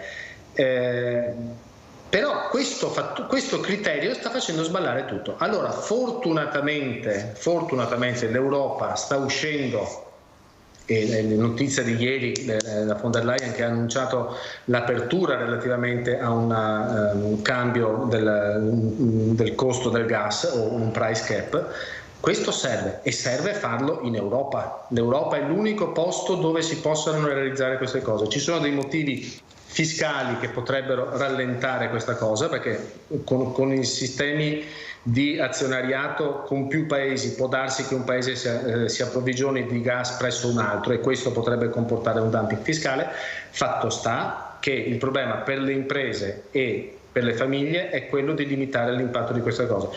Tutte le misure che devono essere fatte subito, con la massima condivisione possibile, perché altrimenti quello che rischiamo veramente è il blocco del sistema paese, ma perché una volta che il sistema paese è bloccato è ben difficile riprenderlo. Quello che adesso bisogna fare è intervenire così. Extra profitti. L'extra profitto cos'è? È la differenza tra il costo di acquisto che il rivenditore di energia ha avuto e il costo al quale la vende. Ok? Visto l'aumento del gas e del costo dell'energia, c'è stato un extra profitto enorme che il governo giustamente ha deciso di tassare. C'è un problema: l'atteso gettito è di 9 miliardi su base annua, 4,2 entro agosto, ne sono arrivati solamente 1. Perché? Perché alcune società hanno fatto ricorso al TAR e sono disposte a fare ricorso anche alla Corte Costituzionale per quello che è il criterio di determinazione del concetto di extra profitto. Peccato che la prima sentenza del TAR attesa per deliberare sulla questione è dell'8 di novembre. Io non penso che le famiglie abbiano tempo di aspettare l'8 novembre per conoscere le motivazioni della sentenza, e soprattutto sapendo poi che si va in Corte Costituzionale, per cui c'è un dislivello terribile tra i tempi delle decisioni politiche e la vita delle famiglie. E su questo non c'è dubbio, ed è questo il grido d'allarme, no, che si sta ormai levando da tutti, sia dalle categorie economiche che dai semplici cittadini, dai sindacati, da tutta la società civile. Un intervento urgente e veloce. Per quanto riguarda, diciamo, voi come associazioni dei consumatori, che immagino starete raccogliendo, no, le prove pratiche, le testimonianze di questa situazione, ci sono delle indicazioni, anche dei consigli che voi vi sentite di dare alle famiglie per cercare in qualche maniera di risparmiare, di ridurre, di mitigare, insomma, questa stangata in arrivo con le nuove bollette? Ma guardi, è molto semplice. Noi dobbiamo fare adesso quello che ci verrà imposto per normativa a partire da ottobre-novembre. Dobbiamo anticipare quella che sarà una normativa, che significa, da un punto di vista personale, limitare, ridurre i consumi, le docce piuttosto che altro. Negli uffici, cortesemente, non c'è bisogno di tenere la luce accesa quando sono le 2 del pomeriggio, l'aria condizionata, eccetera, eccetera. Farlo adesso ci preparerà a quello che sarà l'impatto che avremo da novembre, perché si parla di togliere una settimana di riscaldamento all'inizio e una settimana alla fine. Questo lo possiamo fare noi come consumatori che si sono trovati in un paradosso, perché io cito 3 forme di energie alternative che erano uscite negli ultimi anni. Teleriscaldamento. A Brescia sono passati con il teleriscaldamento da 380 euro a 960 euro e sta succedendo una rivoluzione. A Bolzano le ricariche, ci sono delle ordinanze nei condomini di non ricaricare l'auto elettrica, per cui anche questa scelta viene ostacolata. Il pellet, io vivo e lavoro in provincia di Belluno, è passato dal costo di 4,30 euro che io pagavo l'anno scorso, adesso è 11 euro se e quando si trova. Per cui anche le scelte che sono state compiute in passato con questa botta diventano, c'è un paradosso, insomma, escono dalla normalità.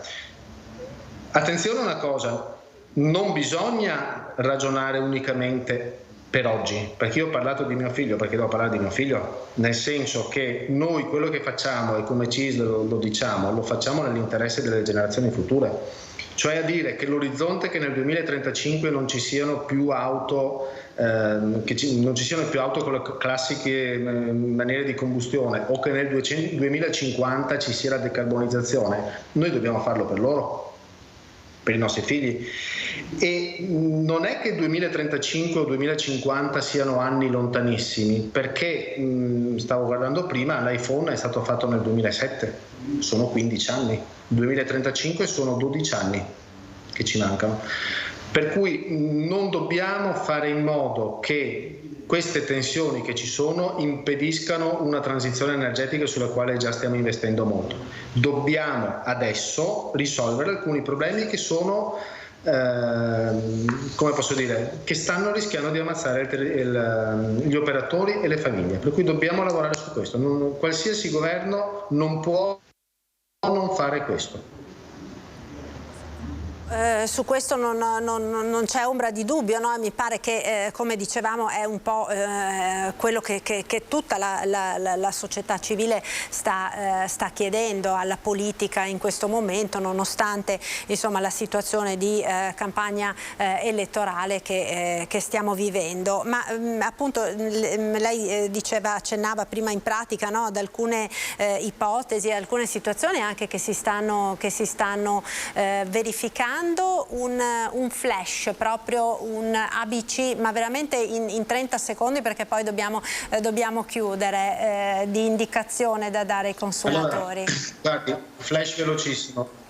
Ieri mi è capitata una signora che aveva 4.284 euro di bolletta, un'altra me l'ho saputa oggi 3.000 euro.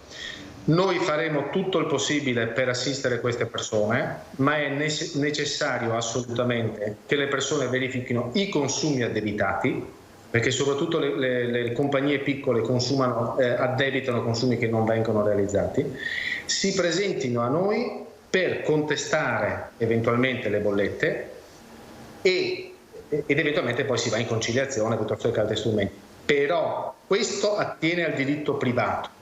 Quello che noi dobbiamo fare come singoli è modificare i nostri modi di consumo. Se noi non facciamo questo non abbiamo capito niente da questa crisi. Ecco, grazie allora, grazie davvero Bellotto per questo suo intervento che ci ha aiutato insomma un po' a capire tante cose su quanto sta accadendo. Una buona giornata e un buon lavoro, Stefano Bellotto di Consum Treviso Belluno. Saluti, grazie mille. Ecco, noi ora alleggeriamo un po', diciamo, la situazione, perché andiamo al Lido di Venezia per parlare della mostra del cinema che questa sera entrerà nel vivo. Ci colleghiamo quindi subito in diretta al telefono con il nostro Lorenzo Maier. Buongiorno Lorenzo. Buongiorno Marta, a te e ai nostri telespettatori. Ecco, allora fervono ormai i preparativi in quelle che sono davvero le ultime ore prima che si accendano i riflettori sull'edizione 79 della Mostra del Cinema di Venezia. Sì, ormai possiamo dire che ci siamo, mancano poche ore, come giustamente ricordavi tu, alle 18:30 previsto l'inizio della cerimonia di apertura. Questa mattina già è arrivata Catherine Deneuve, acclamatissima, che è stata in conferenza stampa, e c'è stata la presentazione delle varie giurie, insomma la conferenza di apertura in cui vengono presentate le varie giurie, perché ricordiamo che non c'è solo Venezia 79, ma ci sono ben 5 giurie che assegneranno i loro premi, anche se ovviamente il Leone d'Oro è il premio principale. Una curiosità è il fatto che oltre ai divi questa mattina le attenzioni di tutti erano perché è piovuto questa notte nelle prime ore della mattinata, per cui c'è una corsa contro il tempo, perché ovviamente l'acqua ha bagnato il red carpet, il famosissimo tappeto rosso che verrà caricato appunto questa sera e poi nei prossimi giorni fino al 10 settembre da tutti i divi, e quindi dei grandi lavori veramente, perché come sappiamo il red carpet non ha una tettoia, per cui la pioggia si è fatta ben sentire, ha bagnato tutto, ma si è al lavoro perché deve essere tutto ovviamente in ordine, pronto e fiammante per l'apertura iniziale. Un'altra curiosità è che il red carpet, come abbiamo detto già in questi giorni, tornerà ad essere aperto, visibile al pubblico, perché non c'è più il muro che era stato creato per evitare il rischio di assembramenti durante la pandemia, e subito già questa mattina, già alle 8, erano presenti i primi fans che si sono già appostati lì in attesa di questa sera, quindi 10-11 ore sotto il sole, sotto la pioggia, pur di vedere passare i divi e magari strappare un autografo, un selfie, una fotografia. C'è grande attesa ovviamente anche per i 5 fini terreni in concorso. Si parte subito fortissimo già da questa sera con Adam Driver, che è tra i divi più attesi di questo White Nose, che è il film di apertura in concorso, e poi già domani il primo regista star italiano come Luca Guadagnino, quindi il programma è davvero molto ricco. Ecco, ieri l'abbiamo visto già nel nostro telegiornale, è arrivata anche la madrina di questa edizione, no? che tu hai intervistato proprio attraverso la nostra emittente. Vogliamo quindi vedere insieme l'intervista a Rocío Muñoz Morales. Rocío, benvenuta a Venezia. Quali sono le tue sensazioni a poche ore dall'inaugurazione? Ho delle sensazioni bellissime, delle vibrazioni bellissime. Credo che sarà una grandissima mostra. C'è una sensazione di rinascita, di liberazione, di voler anche essere travolti da questa biennale, no? Quindi secondo me si annuncia sulla carta una bellissima mostra e supererà le nostre aspettative. Ci svegli un piccolo segreto: domani come condurrai, quale sarà il tuo discorso, un cenno di quello che vorrei dire? Allora, il discorso parlerà sicuramente di quanto sia il cinema importante per tutti noi, per il contadino, per la regina d'Inghilterra, per te e per me, e quanto noi, tutti quanti noi, le nostre storie, le nostre emozioni, le nostre sensazioni sono importanti per il cinema, perché il cinema vive di quello, no? Della storia di ognuno di noi. Quindi parlo un po' di questo rapporto di nutrimento a vicenda. Quando Alberto Barbera ti ha detto che ti ha proposto di essere la madrina, cosa hai pensato? È stato uno shock per me all'inizio. Appena ho chiuso il telefono urlavo. Un po' non ci credevo, ho detto vedrai che poi mi chiamano e mi dicono no scusa, era uno scherzo o ci siamo sbagliati, abbiamo ripensato che sarà diversamente. Poi mi sono sentita molto fortunata, ho sentito anche subito una grande sensazione di dover rappresentare tutte le persone che lavorano alla Biennale per tanti mesi, per costruire una Biennale di questo altissimo livello, no? E lo sto vivendo veramente come un regalo, un punto di arrivo, ma anche un punto di partenza per me. Spero che ci sia un prima e un dopo Rocio. Quali sono i tuoi progetti per il futuro dopo la mostra? Allora, ho 3 film cinema in uscita, 2 commedie e un film più d'autore che usciranno entro Natale. E sto scrivendo il mio secondo romanzo e spero di finirlo. Adesso un po' l'ho abbandonato, ma spero di finirlo anche per Natale, e inizio una serie che non posso molto anticipare ancora, quindi sarò in Italia. E poi Sanremo, hai fatto anche Sanremo, sì, dalla musica al cinema. Ho fatto Sanremo nel 2015, ormai sono passati 7 anni. Io sono una che seguo molto il mio istinto, mi piace anche, credo molto nelle esperienze.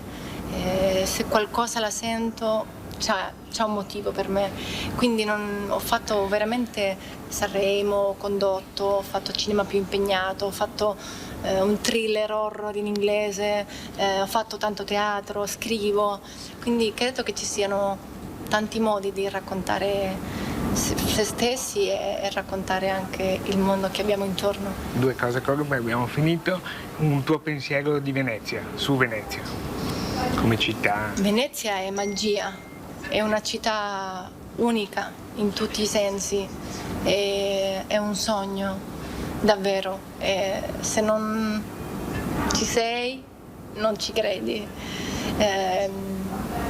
Quando sono arrivata questa volta, e non è la prima volta, ancora una volta è stato un tuffo al cuore.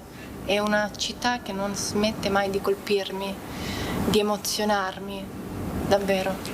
E hai un tuo sogno? Mica solo uno, ne ho tanti di sogni. Ne ho tanti di sogni, non so se te le dico, se non si realizzano, però quello che vorrei un mondo migliore per tutti, forse è banale, ma è la verità, e vorrei non smettere di sognare e di compiere sogni uno dietro l'altro. Un saluto per i telespettatori di Antenna 3 e poi abbiamo finito. Ciao a tutti, sono Rocio, sono a Venezia Lido, vi mando un bacio e buona mostra a tutti.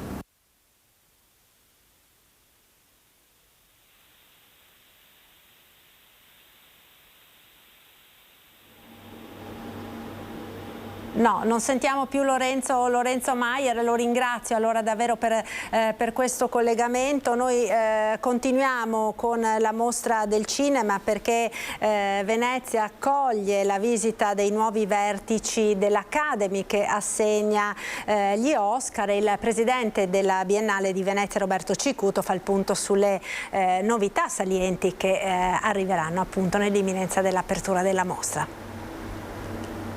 Non era mai accaduto che l'Academy arrivasse a Venezia in visita ufficiale. Credo che sia anche questa necessità di dialogo fra grandi istituzioni. Il cinema è un grande mare, ma è anche una grande famiglia, che le istituzioni si parlino anche per parlare di futuro in un momento in cui le nuove tecnologie stanno portando delle modifiche importanti, è secondo me una necessità, ed è bello e significativo che questo incontro avvenga a Venezia nel momento in cui tra l'altro i vertici dell'Academy sono appena cambiati. Il presidente della Biennale di Venezia Roberto Cicuto accoglie i vertici dell'Academy in Laguna e si prepara a consegnare il Leone d'Oro alla carriera a Catherine Deneuve nella serata di inaugurazione.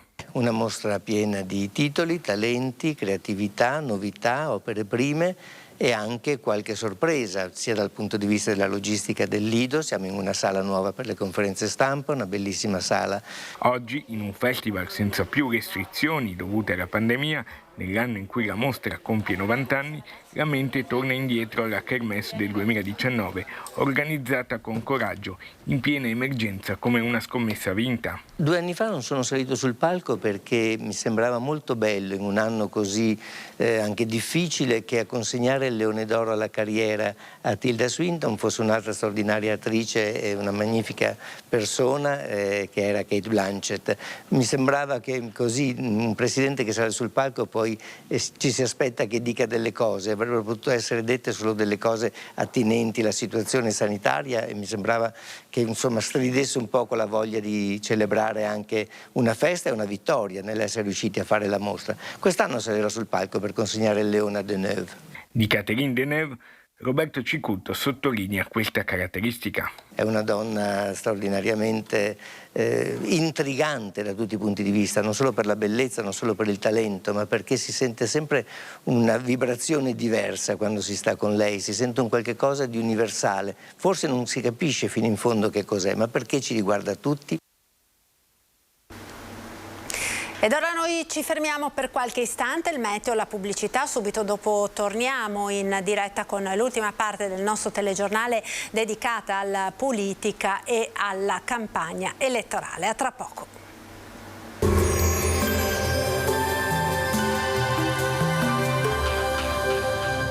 Donadel Sunplast fornisce ed installa tende e coperture tecniche, avvolgibili, serramenti in PVC e in alluminio, porte da interni. Benvenuti al meteo. Il mese si conclude con un tempo spiccatamente variabile a causa di correnti instabili che attraverseranno il nostro territorio. Vediamo dunque il dettaglio di mercoledì 31 agosto. Sul Veneto cielo in prevalenza molto nuvoloso o coperto con probabili precipitazioni diffuse anche a carattere di rovescio o temporale. Non si escludono locali schiarite pomeridiane, ma insomma nel complesso, vedete, il contesto risulterà piuttosto perturbato. Temperature in lieve calo, minime tra 12 e 20 gradi, massime invece comprese tra i 24 e i 29 gradi. Spostiamoci ora sul Friuli Venezia Giulia. Anche in questo caso avremo possibili locali piogge alternate a fasi di tempo migliore e con qualche parentesi soleggiata. Temperature minime tra 16 e 19 gradi, massime sui 28-29 gradi. Infine diamo uno sguardo alla situazione del Trentino Alto Adige, dove non cambia il contesto. Il cielo avrà sole e nuvole con rovesci, specie a partire dal pomeriggio. Temperature minime intorno ai 13-17 gradi, massime sui 26-28 all'incirca. Dal meteo per ora è tutto, vi auguro come sempre un buon proseguimento con Antenna 3.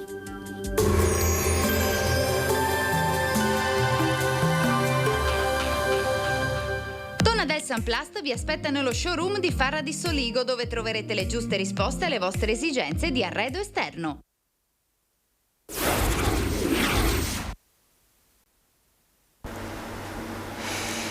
Telespettatori, telespettatrici di Antenna 3, eccoci nuovamente in diretta con la prima edizione dei nostri telegiornali. Siamo ora alla pagina politica con lo spazio dedicato alla campagna elettorale in vista delle elezioni del prossimo 25 di settembre. Vi presento subito i nostri ospiti di oggi, che ringrazio per essere con noi. Benvenuti a Orietta Vanin del Movimento 5 Stelle, buongiorno, grazie per essere con noi. No, questa è Marica Dalla Valle, eccola qui Orietta Vanin, buongiorno, grazie a lei. Marica Dalla Valle di Azione, grazie anche a lei per essere con noi, e Giorgio Bianchi di Italia Sovrana, buongiorno, grazie per essere con noi. Allora, sono molti i temi diciamo dei quali vorrei parlare quest'oggi, ma volevo cominciare subito dalla questione energia, che è quella della quale si sta parlando particolarmente nelle ultime settimane, nelle ultime giornate in maniera particolare. Di oggi l'abbiamo visto nella prima parte del nostro telegiornale, l'ennesima manifestazione di protesta organizzata dall'Associazione dei Commercianti Confcommercio in tutta Italia, anche nei principali capoluoghi della nostra regione, con lo spegnimento delle luci nelle vetrine, perché dicono, lanciando un appello davvero accorato alle forze politiche: se non si interviene con delle misure urgenti e soprattutto immediate, le attività imprenditoriali non riusciranno a reggere a lungo. Hanno retto alla bolletta di luglio, tra poco arriverà quella d'agosto, per quella di settembre che arriverà a ottobre molti saranno già costretti a chiudere, spegnendo quindi i riflettori non solo sulle loro vetrine ma anche sulla vita dei centri di tante nostre città. La questione energetica quindi diventa fondamentale. Cominciamo quindi il giro da Marica Dalla Valle. Azione, le politiche energetiche e che cosa bisogna fare nell'immediato e poi nel medio e lungo termine per risolvere questa questione. Sì, allora intanto buongiorno a tutti, anche ai telespettatori. Immediatamente, visto la situazione contingente, crediamo che il governo Draghi stia lavorando per trovare veramente a brevissimo termine una soluzione. Il governo Draghi in questo momento è contrario a uno scostamento di bilancio che significherebbe aumentare ulteriormente il debito già importante che l'Italia ha, ma sta verificando tutta una serie di soluzioni che possono essere importanti per le imprese. Intanto si sono trovati 17 megawattora di energia che il GSE avrebbe acquistato e che per soltanto un cavillo burocratico non possono ancora essere utilizzati. Metterli sul mercato significa rispondere a un quarto dell'energia che in questo momento la nostra industria richiede. E poi si stanno valutando tutta una serie di misure sul credito d'imposta, aiuti alle famiglie. Insomma, noi abbiamo molta fiducia nel governo Draghi, lo abbiamo sempre sostenuto. Fa un po' sorridere a vedere che invece le forze politiche che non hanno creduto in lui e l'hanno mandato a casa adesso gli tirano la giacca per avere nel giro di poche ore delle soluzioni. La politica energetica di Azione è sempre stata molto chiara. Noi siamo sempre stati fin dall'inizio favorevoli ad esempio al nucleare, considerando che il nucleare può dare delle risposte a medio termine importanti per un paese energivoro come l'Italia e la sua industria manifatturiera. Questo non significa rinunciare alle energie rinnovabili date dall'acqua, dal sole e dal vento, che però sappiamo sono energie intermittenti. Ecco, fin da subito, e lo riportiamo anche nell'attuale programma elettorale, Azione chiede di intervenire per dare soluzione immediata a quelli che sono i progetti, i momenti, le richieste contingenti, quindi anche il rigassificatore che può essere pronto in 6 mesi e può dare una soluzione concreta alla nostra richiesta di energia, quello di Piombino molto contestato, in cui alcune forze politiche hanno giocato coi sì, coi no, coi ni, va costruito proprio per la priorità e l'interesse del Paese. Ecco, Orietta Vanin, Movimento 5 Stelle, la questione energetica, ne ha parlato anche il Presidente Conte, no? Che proprio ieri era in visita in Veneto. La questione energetica è uno dei problemi che abbiamo da tempo messo sul tavolo al governo Draghi, anche con i nostri ministri, e purtroppo non siamo stati ascoltati. Sono 6 mesi che nelle commissioni, nelle trattative che si fanno continuamente di misurazione con le forze politiche, noi poniamo la questione e siamo arrivati a questo punto. Vi dirò di più, noi abbiamo chiesto che si tassassero in maniera rigorosa gli extra profitti, perché abbiamo visto che cosa hanno guadagnato, per non dire speculato, Eni ed Enel. E dei 10 miliardi che il governo Draghi aveva detto ci saranno a disposizione, eccetera, eccetera, in realtà ne è arrivato soltanto 1. Allora, perché abbiamo chiesto da tempo lo scostamento di bilancio? E anche su questo non siamo stati ascoltati, perché sappiamo bene che quando ci siamo rivolti al Parlamento europeo e all'Europa avevamo parlato tutti che ci sarebbe stato bisogno in questo momento di spendere e infatti i fondi del PNRR devono servire a questo. Quindi tutte le misure che noi abbiamo chiesto da mesi, credito d'imposta, i bonus, eccetera, eccetera, purtroppo non hanno trovato ascolto e siamo arrivati adesso, poco prima dell'inverno. E allora io credo che le persone debbano riflettere, ma riflettere seriamente su chi non ha mantenuto gli impegni che aveva preso. Le dirò di più. Noi, come voi sapete, siamo stati la famiglia che ha voluto il super bonus, eccetera, eccetera. Le energie rinnovabili fanno parte da sempre del nostro programma, ma sono state parte del nostro lavoro al governo e in Parlamento. Bene, si è voluta affossare completamente anche questo e ad oggi noi abbiamo 35.000 aziende che sono sull'orlo del fallimento, proprio perché non si è voluto risolvere il problema dei crediti d'imposta. È un problema gravissimo, sì, perché noi avremmo potuto, continuamente modificandolo, creare le condizioni perché le famiglie, gli enti locali, eccetera, avessero le risorse e le condizioni per diventare più autosufficienti possibili. Allora, io ho sentito prima la Monica Della Valle parlare di energie intermittenti. Mi permetto di sottolineare che oggi la tecnologia permette assolutamente l'accumulo con delle batterie anche a livello di famiglia. Con le comunità energetiche si possono accumulare l'energia prodotta di giorno e consumarla di notte. Quindi anche qui vanno specificate alcune cose. Aggiungo, abbiamo delle aziende per quanto riguarda il consumo del gas.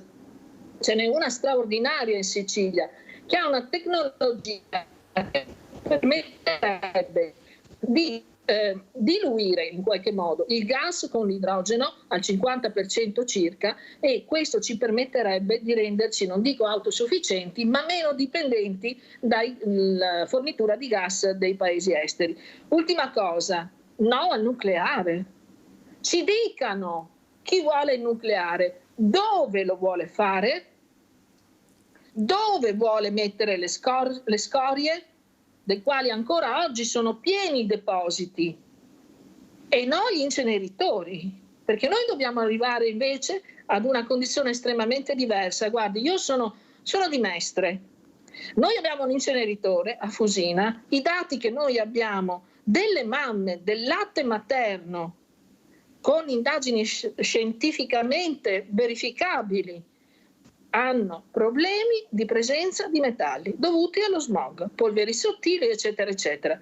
Allora, con quale coraggio continuiamo a dire nucleare sì, inceneritori sì, eccetera, eccetera? Con quale coraggio? Ecco, allora... rimango senza parole. Gli italiani si sono espressi in maniera molto chiara con il referendum.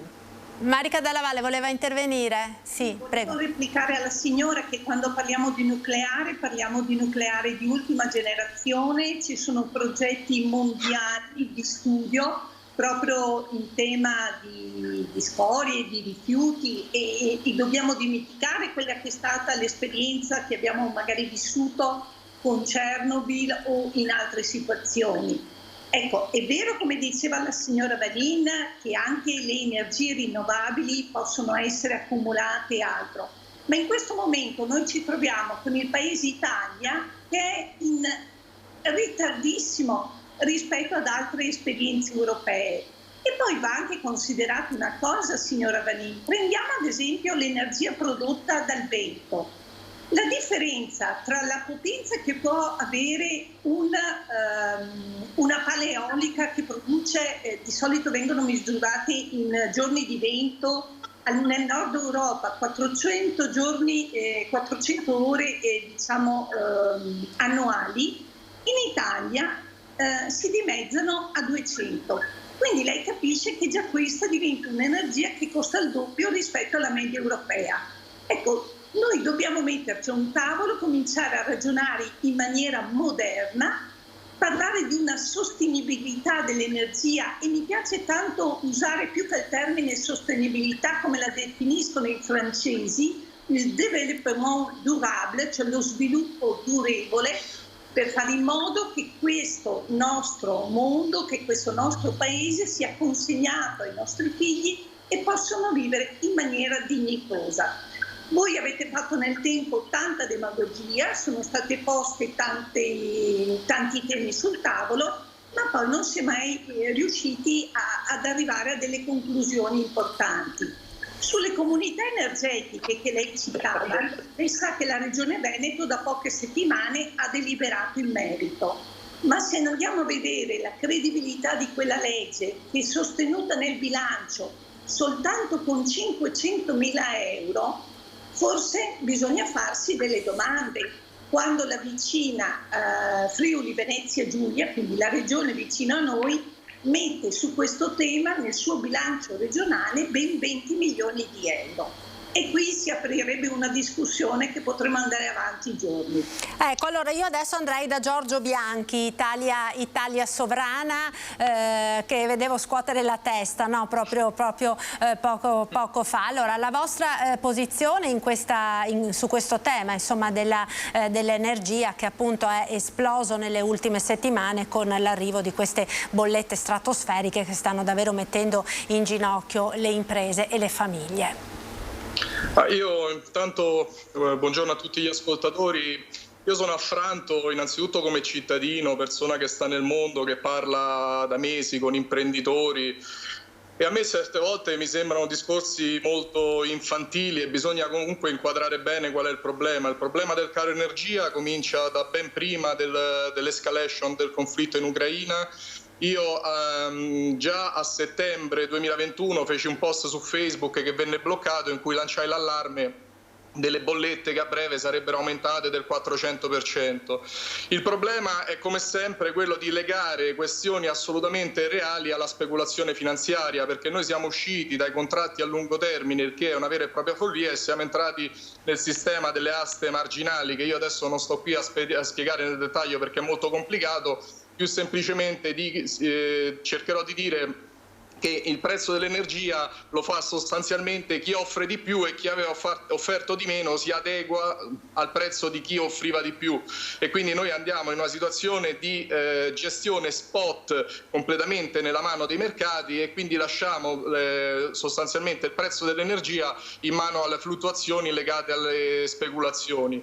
Poi chiaramente c'è anche la questione della CO2, che è quotata in borsa come una qualsiasi commodity, quindi più vengono razzolate le quote di CO2 più aumenta il costo dell'energia, quindi tutti fattori completamente legati alla speculazione finanziaria. Quindi il primo punto sarebbe quella di mettere a riparo i costi dell'energia dalla speculazione finanziaria, il che sarebbe una questione, se ci fosse la volontà politica, molto semplice, perché basterebbe normare la situazione. Poi chiaramente c'è, a peggiorare la questione, l'esacerbazione dei rapporti con la Federazione Russa, che chiaramente non aiuta. La Federazione Russa negli anni si è dimostrata un fornitore assolutamente affidabile di energia a basso costo, energia ecologica. In questo momento la Federazione Russa sta bruciando circa 10 milioni di valore di metano al giorno.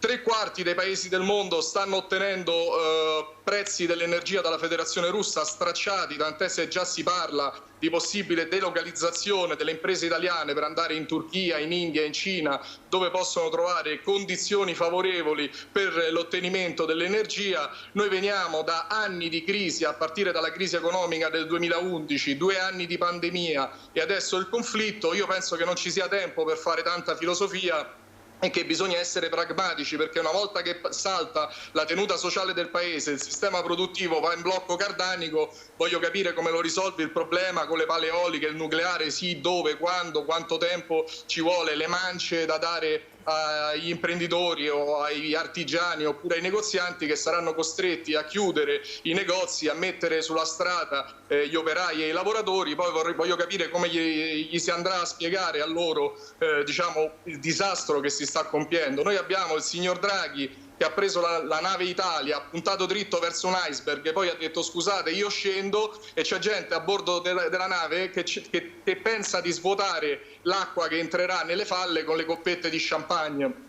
Io sinceramente sono allibito da questi discorsi, bisognerebbe che le persone che parlano consultassero gli analisti, soprattutto che si occupano di energia, che parlassero con gli imprenditori. Io mi pregio di essere amico di Demosthenes Flores, grande analista diciamo energetico, il quale chiaramente può ricordare a tutti che l'aumento dell'energia del 400%, ma qualsiasi italiano se ne può accorgere, basta che va a prendere le bollette, è avvenuto tra settembre e ottobre. Da quando è iniziato il conflitto le bollette sono aumentate del 6-8%, quindi tutti gli aumenti sono legati semplicemente ai meccanismi normativi, tutto il resto non c'entra assolutamente nulla. Andate a chiedere quanto pagano i turchi l'energia, andate a chiedere quanto lo pagano gli indiani, quanto lo pagano i cinesi. Sono paesi manifatturieri come il nostro, noi stiamo semplicemente segando il ramo sul quale siamo seduti, non stiamo spiegando niente alla cittadinanza, non stiamo spiegando niente agli imprenditori, stiamo parlando del nulla e stiamo cercando soluzioni a un problema che ci siamo creati noi stessi. Quindi io sinceramente che cosa vi devo dire? Noi abbiamo un fornitore affidabile di energia, un'energia che è assolutamente ecologica e che in questo momento viene bruciata perché non si riesce a venderla in Europa e che finisce sugli altri mercati a prezzi stracciati. E in più compriamo il gas di scisto dagli Stati Uniti, che è un gas altamente impattante sul punto di vista energetico, che inquina le falde acquifere, che deve essere trasportato con delle navi colossali, gassiere, che devono attraversare l'oceano a costi enormi di consumo di carburante. Dobbiamo costruire i rigassificatori, ce n'è uno che vogliono costruire a Piombino con la popolazione locale che è assolutamente inferocita, ma io sinceramente sembra l'ufficio complicazioni affari semplici. Ma quindi lei propone, il vostro programma propone cosa? Di togliere le sanzioni e quindi ritornare come se non ci fosse il conflitto in Ucraina? Assolutamente sì, noi dobbiamo tornare ad avere un rapporto normale con la Federazione Russa come ce l'hanno 3/4 del mondo, tutta l'Africa, tutta l'Asia, solo il mondo occidentale che praticamente sta morendo perché chiaramente vive di un sistema capitalistico che oramai non riesce più a produrre valore. Abbiamo la NATO che è un'associazione criminale che si sta espandendo ai confini della Russia, minacciando nelle proprie condizioni di sicurezza, minacciando soprattutto le condizioni di sicurezza dell'Europa, perché noi abbiamo un paese che è l'Inghilterra, che è uscita tra l'altro dall'Unione Europea e che dice noi siamo pronti a usare l'arma nucleare, che stabiliscono chi deve entrare e chi non deve entrare in Europa. Cioè l'Inghilterra che dice no, dovete far entrare l'Ucraina, dovete far entrare la Georgia. Cioè loro che ne sono usciti dall'Europa stabiliscono chi deve entrare in Europa, continuando a creare frizioni con un paese che è il nostro paese fondamentale per la produzione di energia. Non contenti, gli Stati Uniti stanno creando problemi anche con la Cina, con la questione di Taiwan, hanno mandato la Pelosi a Taiwan, fanno passare le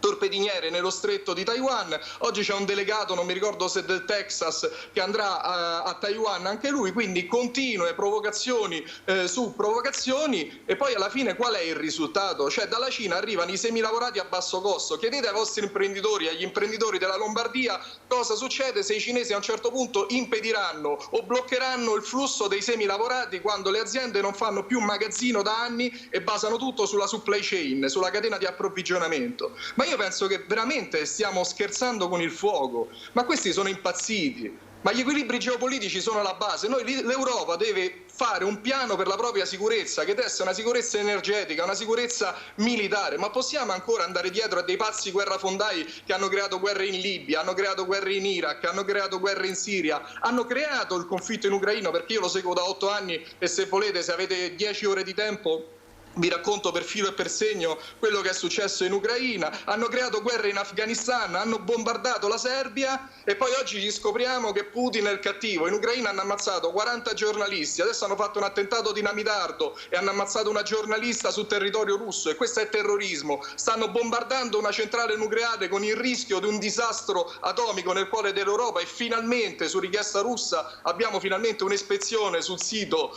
della centrale nucleare. Ditemi voi che altro sia. A me sembra di avere davanti il dottor Stranamore. Gli Stati Uniti è guidato da un povero anziano che ha bisogno di essere guidato sulla sedia e che non riesce più neanche a leggere il gobbo. Abbiamo in Inghilterra una pazza scatenata, peggio della Clinton, che si propone come primo ministro. Ragazzi, ditemi voi, a me sembra di essere finito su Marte, sembra un film demenziale e ci sarebbe da ridere se non fosse la realtà che è tragica. Ma parlate con gli imprenditori, parlate con le famiglie, con chi deve spendere 1.000, 2.000, 10.000, 100.000 euro. Un mio amico imprenditore del Bresciano ha fatto un conto: a questi prezzi la sua azienda spenderà 1 milione di euro di energia in più. Ma chi glieli dai i ristori a questi? Ma finiamola con le stupidaggini, non stiamo all'asilo, basta con gli infantilismi, essere pragmatici, perché la rottura della tenuta sociale della nostra Italia è esattamente dietro l'angolo. Scusatemi l'enfasi, ma per queste cose ci vuole.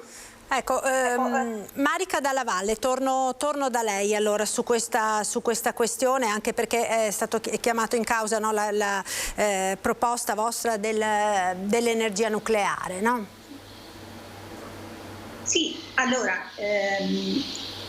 il grosso problema che ha l'Italia in questo momento è quello di non essere più dipendente dal gas russo. L'energia di cui ha bisogno l'Italia per il 40% è prodotta dal gas e nel tempo sono state fatte scelte di governo, diciamo così, sbagliate, che ci hanno resi completamente dipendenti da questo fornitore. In questo momento Putin sta usando il tema dell'energia proprio per fare pressione sull'Europa perché vengano tolte le sanzioni economiche. Voi sapete che con lo scoppio della guerra in più fasi ci sono stati momenti di sanzioni economiche e finanziarie proprio per cercare così di creare dei problemi alla stessa economia russa e quindi di metterli all'angolo. Ma il fatto importante è che l'Italia sta, secondo me, portando avanti con Draghi in questo momento, per tutto quello che può fare nelle condizioni in cui si trova, delle soluzioni che diventano interessanti. La stessa Europa si sta ponendo dei temi su come il mercato elettrico, il mercato dell'energia debba essere rivisto. Sono situazioni che non si possono risolvere in 2 ore, mi dispiace per il signor Bianchi. Certamente l'Europa è in ritardo da questo punto di vista, quindi cerchiamo di lavorare tutti insieme e di restare concentrati. Poi una cosa di cui non dobbiamo dimenticare, perché nessun miglior piano energetico deve dimenticare che noi dobbiamo cambiare stile di vita.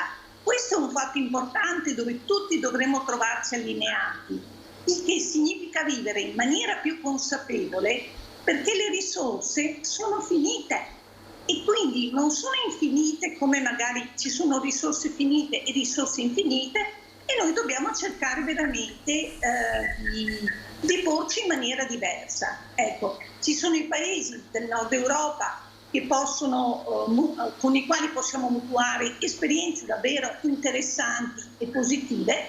Purtroppo l'Italia sconta decenni di politica dove questi temi dell'energia sono stati lasciati così un po', diciamo, in disparte rispetto ad altri temi.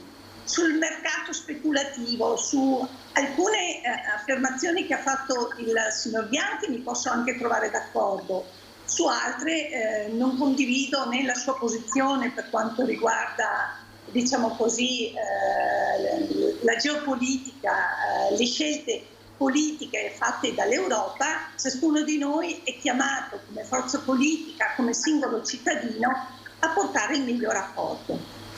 Ecco, Orietta Vanin, Movimento 5 Stelle, nucleare e posizione del nostro paese e dell'Europa nei confronti della Russia dopo il conflitto in Ucraina. Guardi, sul nucleare, ho sentito la signora Della Valle usare la parola, voi avete fatto solo demagogia, le piace tanto, no? In questo periodo denigrare il lavoro che abbiamo fatto in Parlamento, nelle commissioni e tutte le norme che abbiamo fatto approvare. Io le dico solo i consumi di una famiglia che ha un impianto di circa 5 kW di fotovoltaico sulla propria abitazione. Proprio alcuni giorni fa una famiglia mi ha segnalato di aver ricevuto una bolletta di 5 euro di consumi. 5 euro, ok? Io ho una piccolissima abitazione e mi è arrivata una bolletta di 200 euro. Questo per dire che cosa? Che dobbiamo continuare a pensare a tutte le politiche necessarie per rendere indipendenti le famiglie, prima di tutto, con investimenti che permettano di utilizzare tecnologie verdi, il fotovoltaico, il solare, il termico, eccetera, eccetera, okay?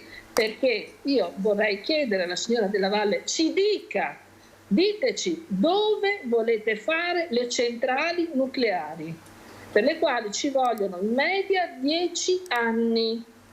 10 anni, e non è un'informazione che io ho inventato, ma la invito ad ascoltare, a rivedere le audizioni, gli approfondimenti fatti in Parlamento, nelle nostre commissioni, perché non sono informazioni ricavate da internet, glielo assicuro. Diteci se nel vostro programma avete deciso, come dite, di fare il nucleare, dove lo volete fare.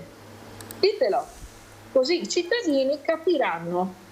Ed è importante anche dire dove andranno stoccati tutti i materiali di risulta che ci sono, le scorie, eccetera, eccetera. Dite dove, fate una mappa, indicate con rigore esattamente i siti e diteci che cos'è questo programma del nucleare italiano. Poi sul discorso relativo alla crisi dell'Ucraina, eccetera, sono d'accordo che è un discorso molto più ampio, il rincaro delle energie parte da molto prima, però abbiamo visto che sono extra profitti non giustificati assolutamente dagli stoccaggi che ci sono, e perciò è proprio questo, gli extra profitti vanno tassati in maniera rigorosa e non 1 miliardo su 10. Come ha fatto il governo il governo Draghi. Ed è proprio per questo noi con i governi Conte 1 e 2 avevamo puntato moltissimo su impianti alternativi e un'economia verde che permettesse a tutti di avere una certa tranquillità. Poi è vero, ci sono nuove tecnologie, ma ci vogliono anni, e questo invece è un momento di emergenza assoluta. Allora io mi chiedo, le scuole, signora Della Valle, lei è stata sindaca, io sono stata assessore in un comune, una delle mie scuole, ne avevo 21, consumava 40.000 euro l'anno di bolletta. Mi chiedo adesso che cosa faremo per i bambini. Li lasciamo al freddo? Aspettiamo il nucleare? Aspettiamo il nucleare. Lei sta giocando sulla nostra proposta del nucleare, che è un progetto in fase di definizione che diventa importante nel medio termine, e quindi il discorso dei siti o altro. Ci vogliono 10 anni per fare una centrale nucleare, i dati non sono inventati. Le consiglio di andare ad ascoltare le audizioni fatte in Senato e alla Camera nella Commissione Attività Produttive, signora. Le consiglio di ascoltare gli esperti. Torniamo al tema delle scuole, che diventa un tema interessante soprattutto perché siamo molto vicini all'apertura delle scuole. Anche qui serviva una politica lungimirante che già qualche anno fa, come abbiamo tentato di fare a Marostica, pensasse dei percorsi nuovi della scuola. Ad esempio, prendiamo il tempo pieno, dalla possibilità intanto di organizzare la scuola da un punto di vista didattico e di attività per i ragazzi in maniera più interessante, andando a completare con lo sport, con la musica, con il teatro, con le lingue straniere, ma rischiamo di spostare l'attenzione da un'altra parte. Il tempo pieno permette alla scuola di recuperare 2 giornate di chiusura E soprattutto era importante, io in questo senso ho lavorato per rendere efficienti i nostri edifici scolastici, perché purtroppo all'inizio degli anni 2000 abbiamo ereditato delle scuole che erano enormemente energivore.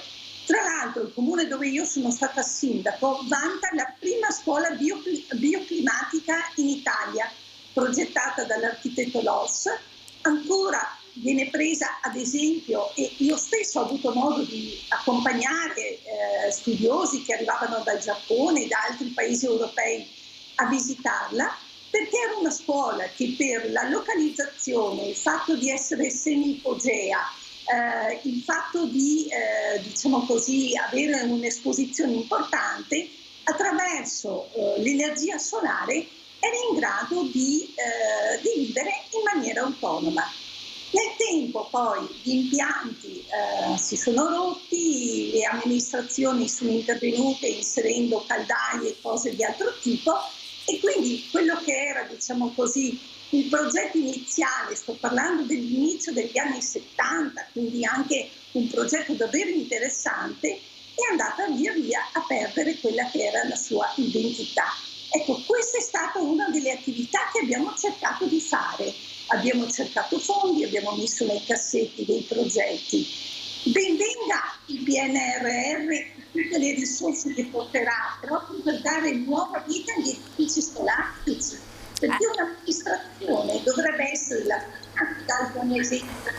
Ecco, allora adesso la regia mi chiede la pubblicità, io vi chiedo un attimo di pazienza, andiamo in pubblicità proprio pochi istanti, ci rivediamo tra pochissimo, restate con noi, a tra poco.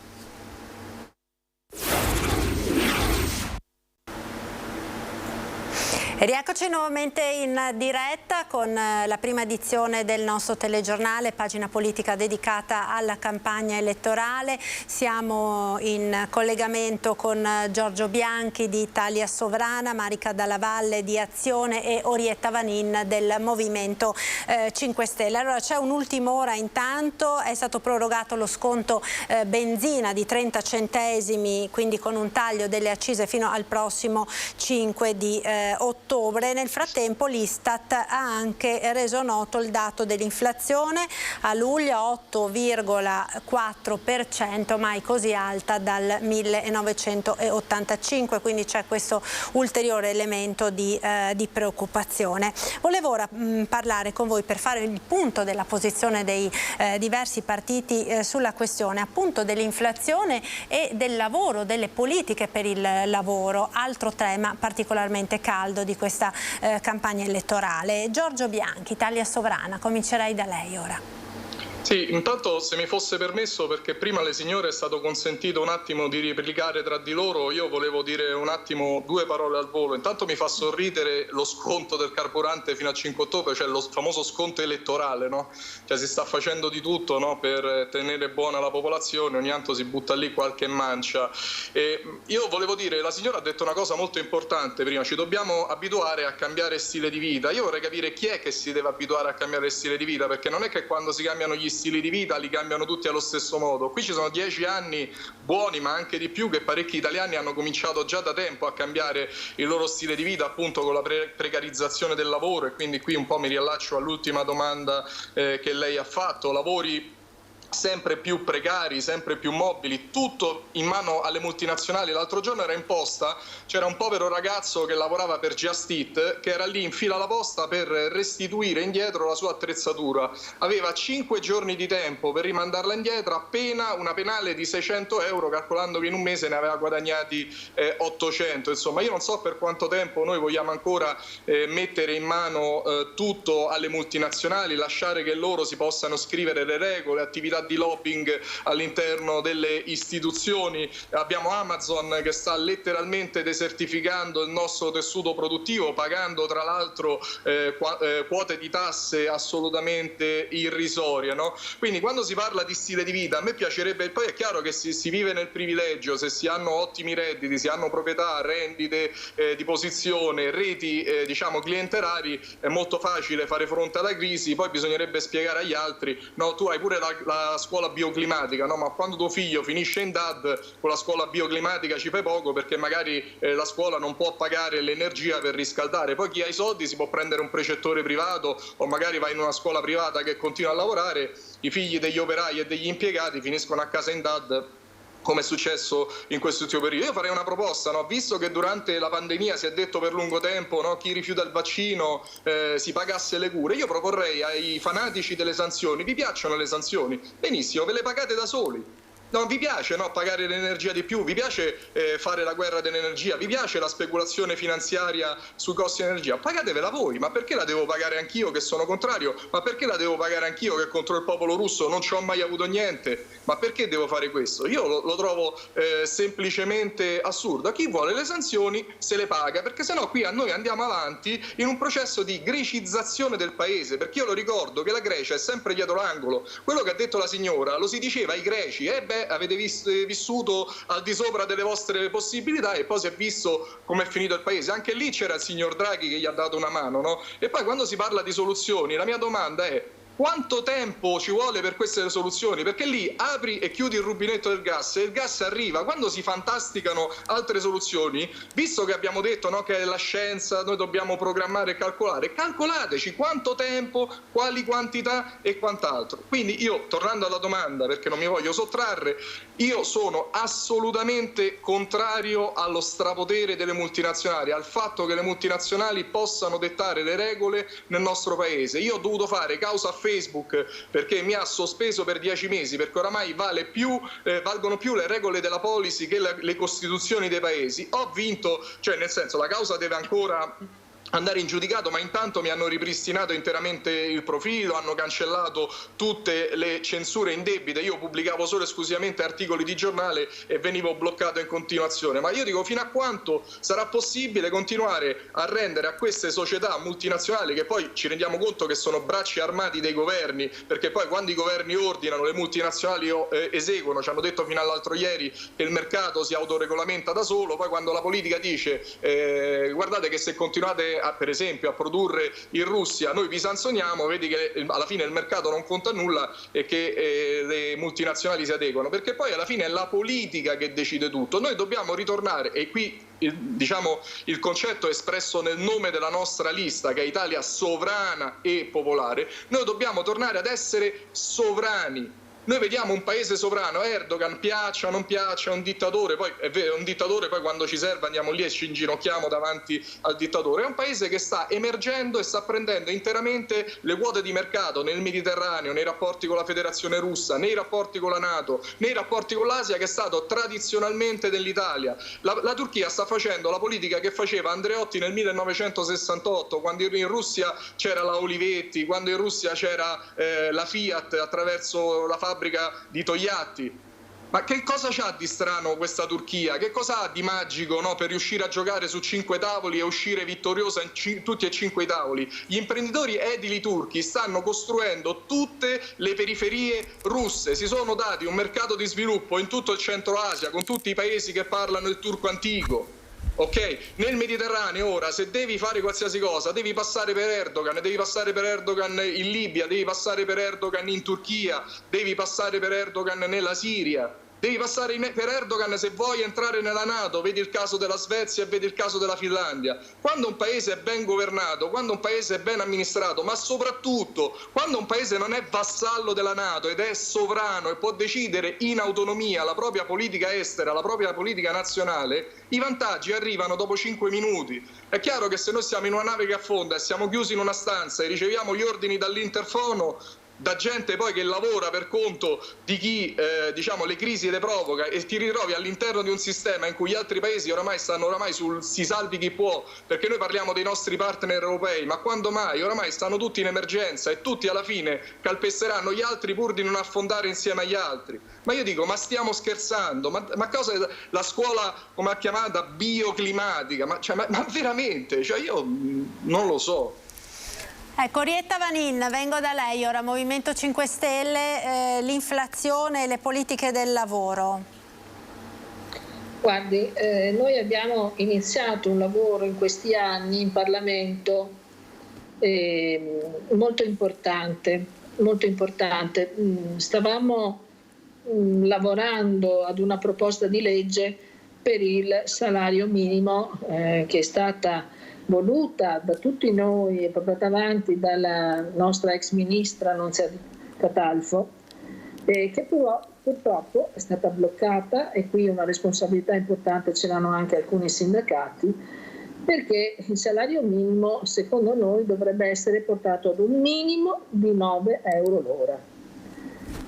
È importante? Assolutamente sì. Io ho presentato delle interrogazioni in questi anni al governo che non mi ha risposto, perché ho avuto segnalazioni anche dal Veneto di cooperative in vari settori, e i dati sono reperibili nella mia pagina come attività parlamentare, quindi anche il nome delle cooperative, delle associazioni eccetera, trovate tutto, che venivano e sono tuttora pagati 4 euro lordi l'ora.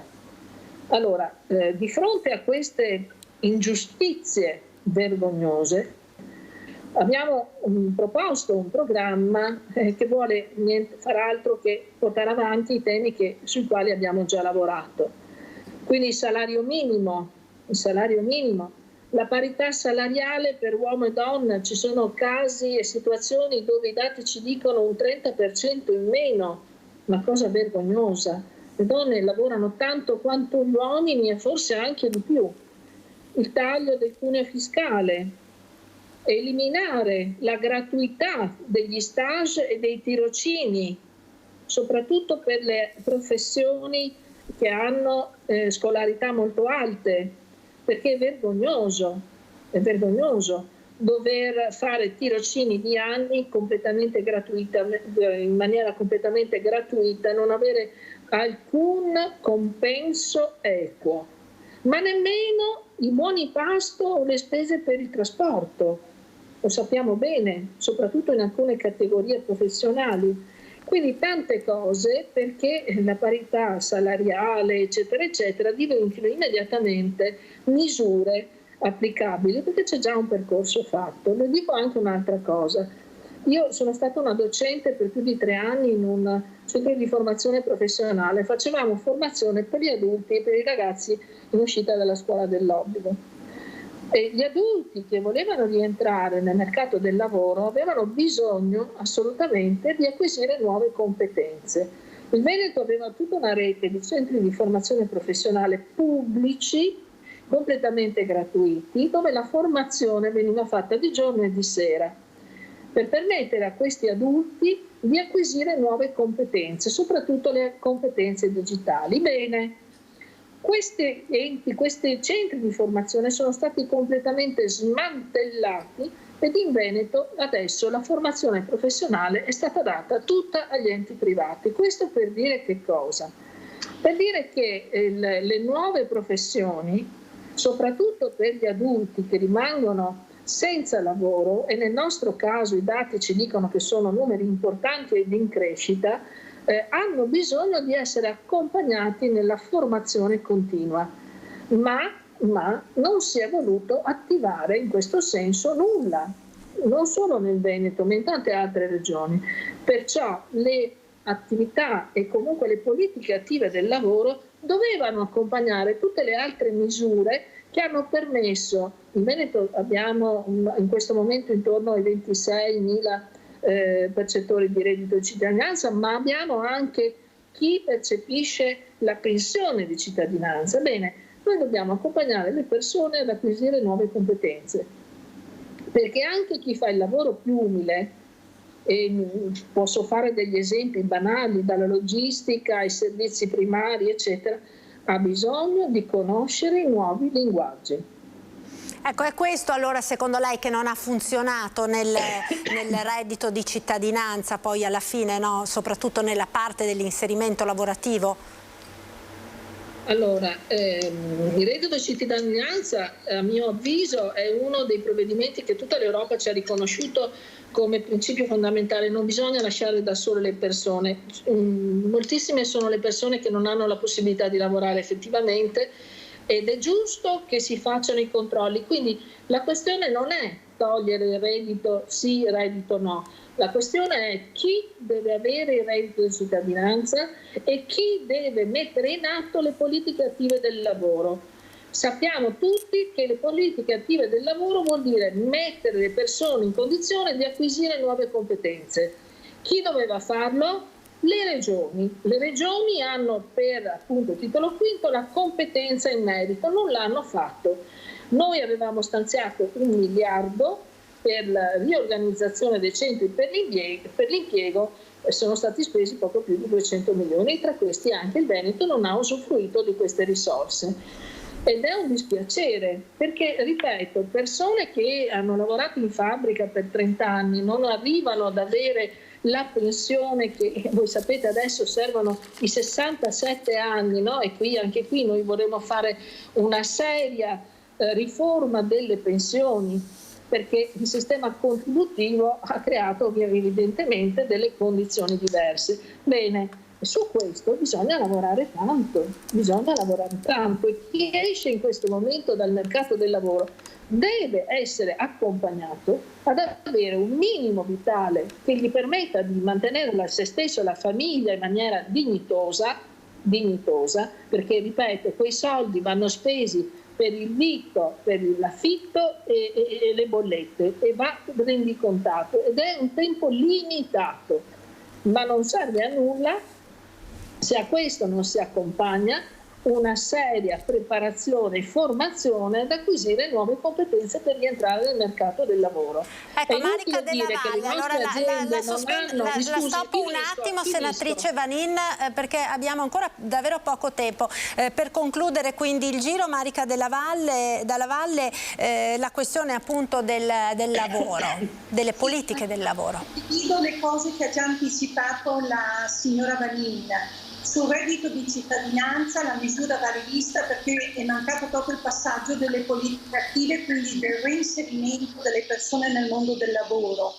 Un punto sul quale Azione crede e vuole investire è promuovere l'occupazione, in questo caso l'occupazione femminile. Lo porto come esempio. E come possiamo ottenerlo? Ad esempio lavorando e ottenendo una scuola a tempo pieno, la possibilità alle donne, alle mamme di essere occupate in maniera seria, di non dover accontentarsi, diciamo così, di situazioni soltanto di emergenza. In Italia l'occupazione femminile è di 12 punti al di sotto di quella che è la media europea, che viaggia intorno al 70%. Ecco, i dati poi sono anche dimostrati da uno studio di Banca d'Italia. Se l'occupazione femminile italiana arrivasse soltanto al 60%, noi avremmo un aumento del PIL nazionale di almeno 7 punti. Questo significa che le donne possono anche contribuire alla ricchezza di questo Paese. Noi riassumiamo un po' quelle che sono le politiche del lavoro, poi altra parentesi, essere vicini soprattutto alle imprese, essere al loro fianco, supportarle in tutta la fase di formazione. In questa nazione da tempo si è creato un sentimento anti-impresa, come se gli imprenditori pensassero soltanto a sfruttare i loro collaboratori e a fare profitto. Non è così. Le imprese nel tempo ci hanno dimostrato di essere capaci di fare del welfare attivo, già con i loro dipendenti, con i loro collaboratori. Ci hanno mostrato importanti lezioni di sostenibilità o di sviluppo durevole, come dicevo prima. Ecco, la politica deve essere al fianco di questi imprenditori. Ci sono i giovani poi, altro grandissimo tema. Noi parliamo di giovani, ma prendiamo il Veneto, sta diventando una terra poco attrattiva. I giovani se ne stanno andando nelle regioni vicine oppure se ne stanno andando all'estero. E questo è un fatto molto grave. La politica deve essere molto più attenta a dare soluzioni che possono in qualche modo anche far sì che i giovani restano. Vi porto un esempio semplice: se noi detassiamo il lavoro dei giovani, quindi fino ai 25 anni, non facciamo pagare nessun tipo di tassa e poi magari dai 25 ai 30 anni chiediamo il 50%, poi tutto il tema della fiscalità è un grande tema che merita una revisione, deve essere aggiornato e altro. Ecco, chiediamo la possibilità a questi giovani di creare un tesoretto che per loro diventi importante e che possono investire sulla loro persona, sulla loro formazione, sulle loro aspirazioni, oppure magari per creare nuove famiglie. E questo diventa anche un intervento importante a sostegno della genitorialità.